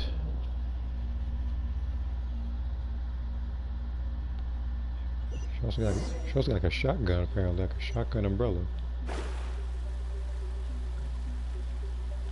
Which the closest thing I've seen as an the only thing I've seen close to an umbrella weapon is in Soul Calibur 4 with Setsuka. Not a shotgun variant.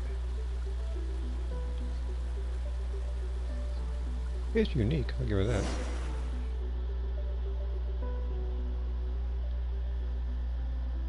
My weapon is an axe. Yeah, she's...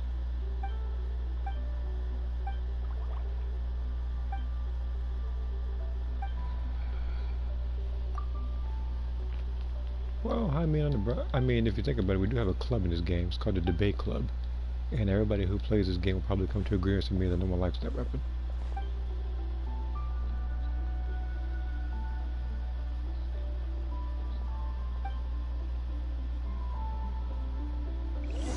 Oh, that video! Now that was funny.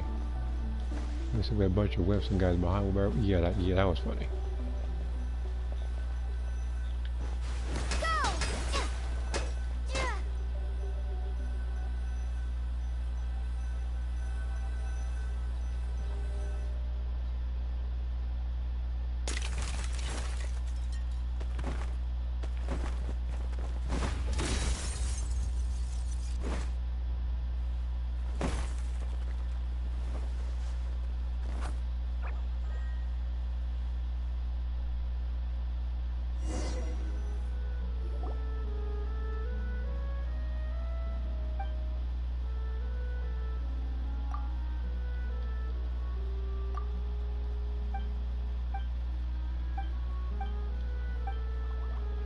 Yeah. They seem like kicking their weapons. We have Ito, we have Yalan, we have Zhongli, and now we have Navia. And this is out of memory. I'm pretty sure there's one more.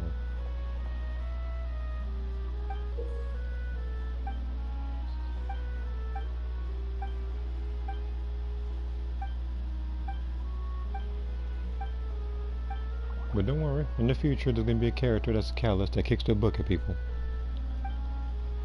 Yeah, I hate them as well.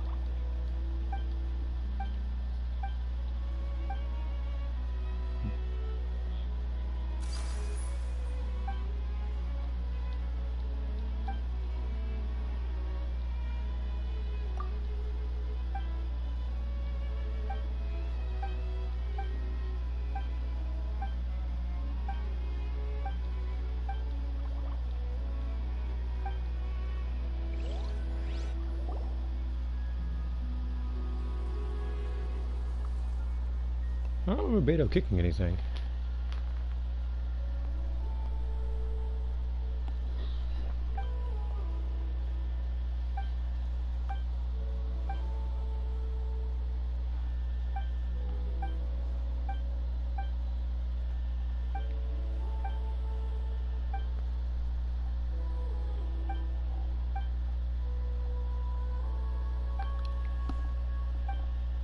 Beta kicks her claymore up. Oh, like that. Okay. So yeah, both her and Eula do that.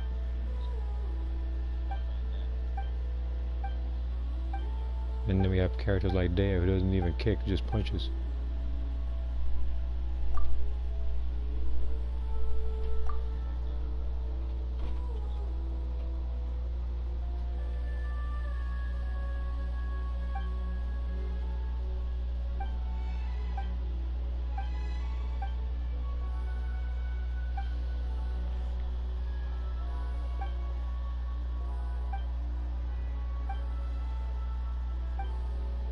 You're back a little bit? Alright.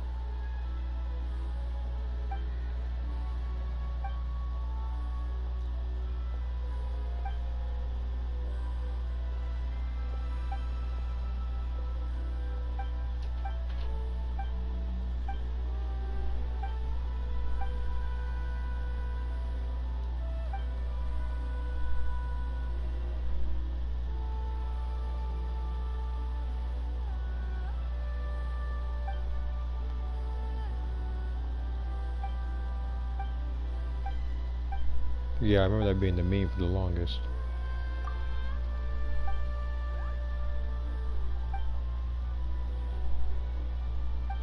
I was just more so disappointed that her burst can't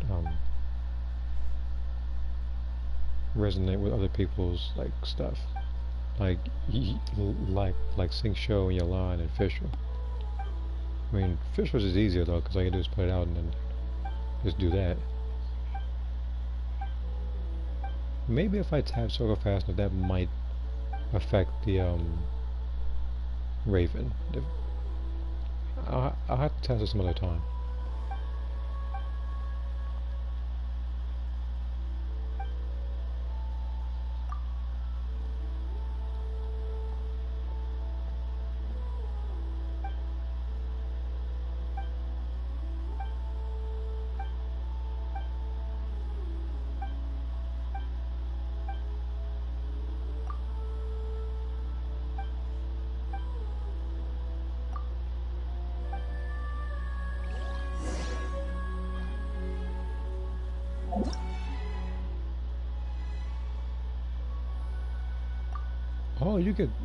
You get those, okay.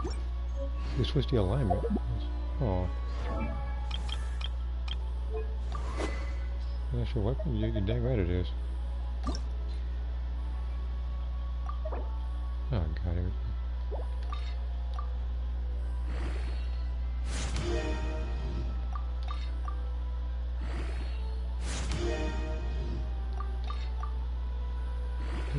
This weapon actually might help.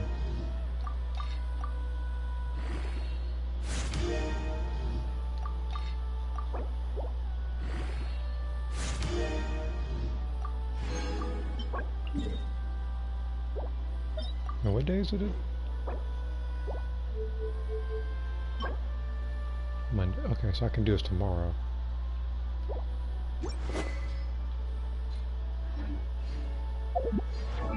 Let's see this again. And the equipping character does not have this. Never tries to times. Okay. I'll practice with it later.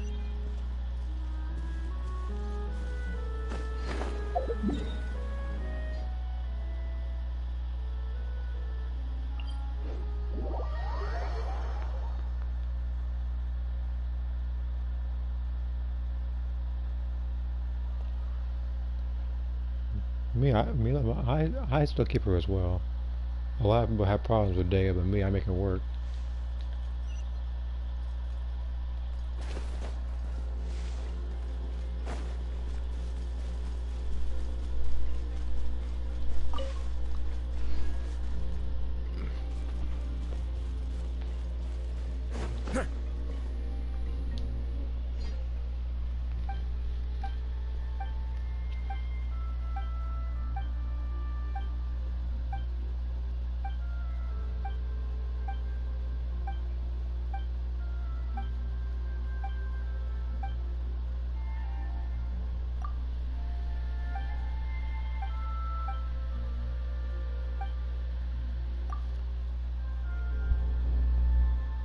Yeah, that's the thing. A lot of people were clowning her and everything. But the same people that clown her are the same people that die with overpowered characters like Ganyu. So that's why I'm saying. Honestly, like, in fact, that actually happened not too long ago, actually. It was like a good week or so ago, and somebody picked Ganyu against Age of the HUD and failed. Which shouldn't even happen, because as... It was like the person failed against, what was it, like the Pyro Electro version? The easiest variant?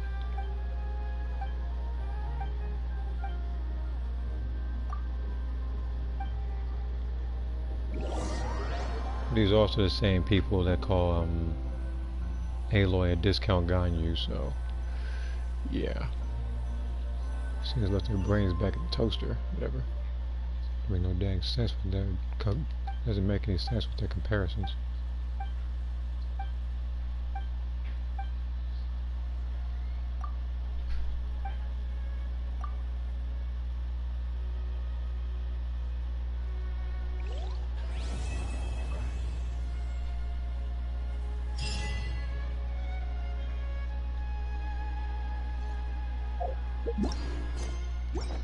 I am all caught up now.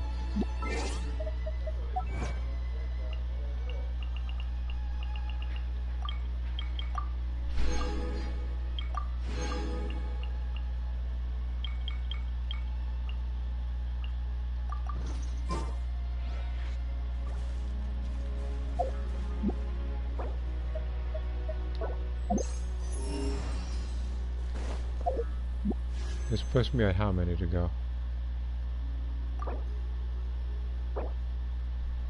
427. Okay. Okay. So I've done enough here. I'm probably gonna end the stream right here.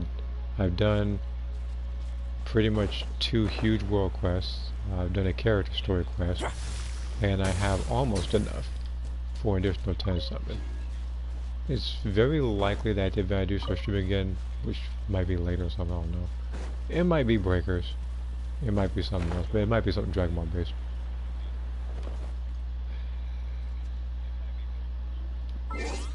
But yeah, I will pretty much see you guys in the next one. Just that much closer to getting the character.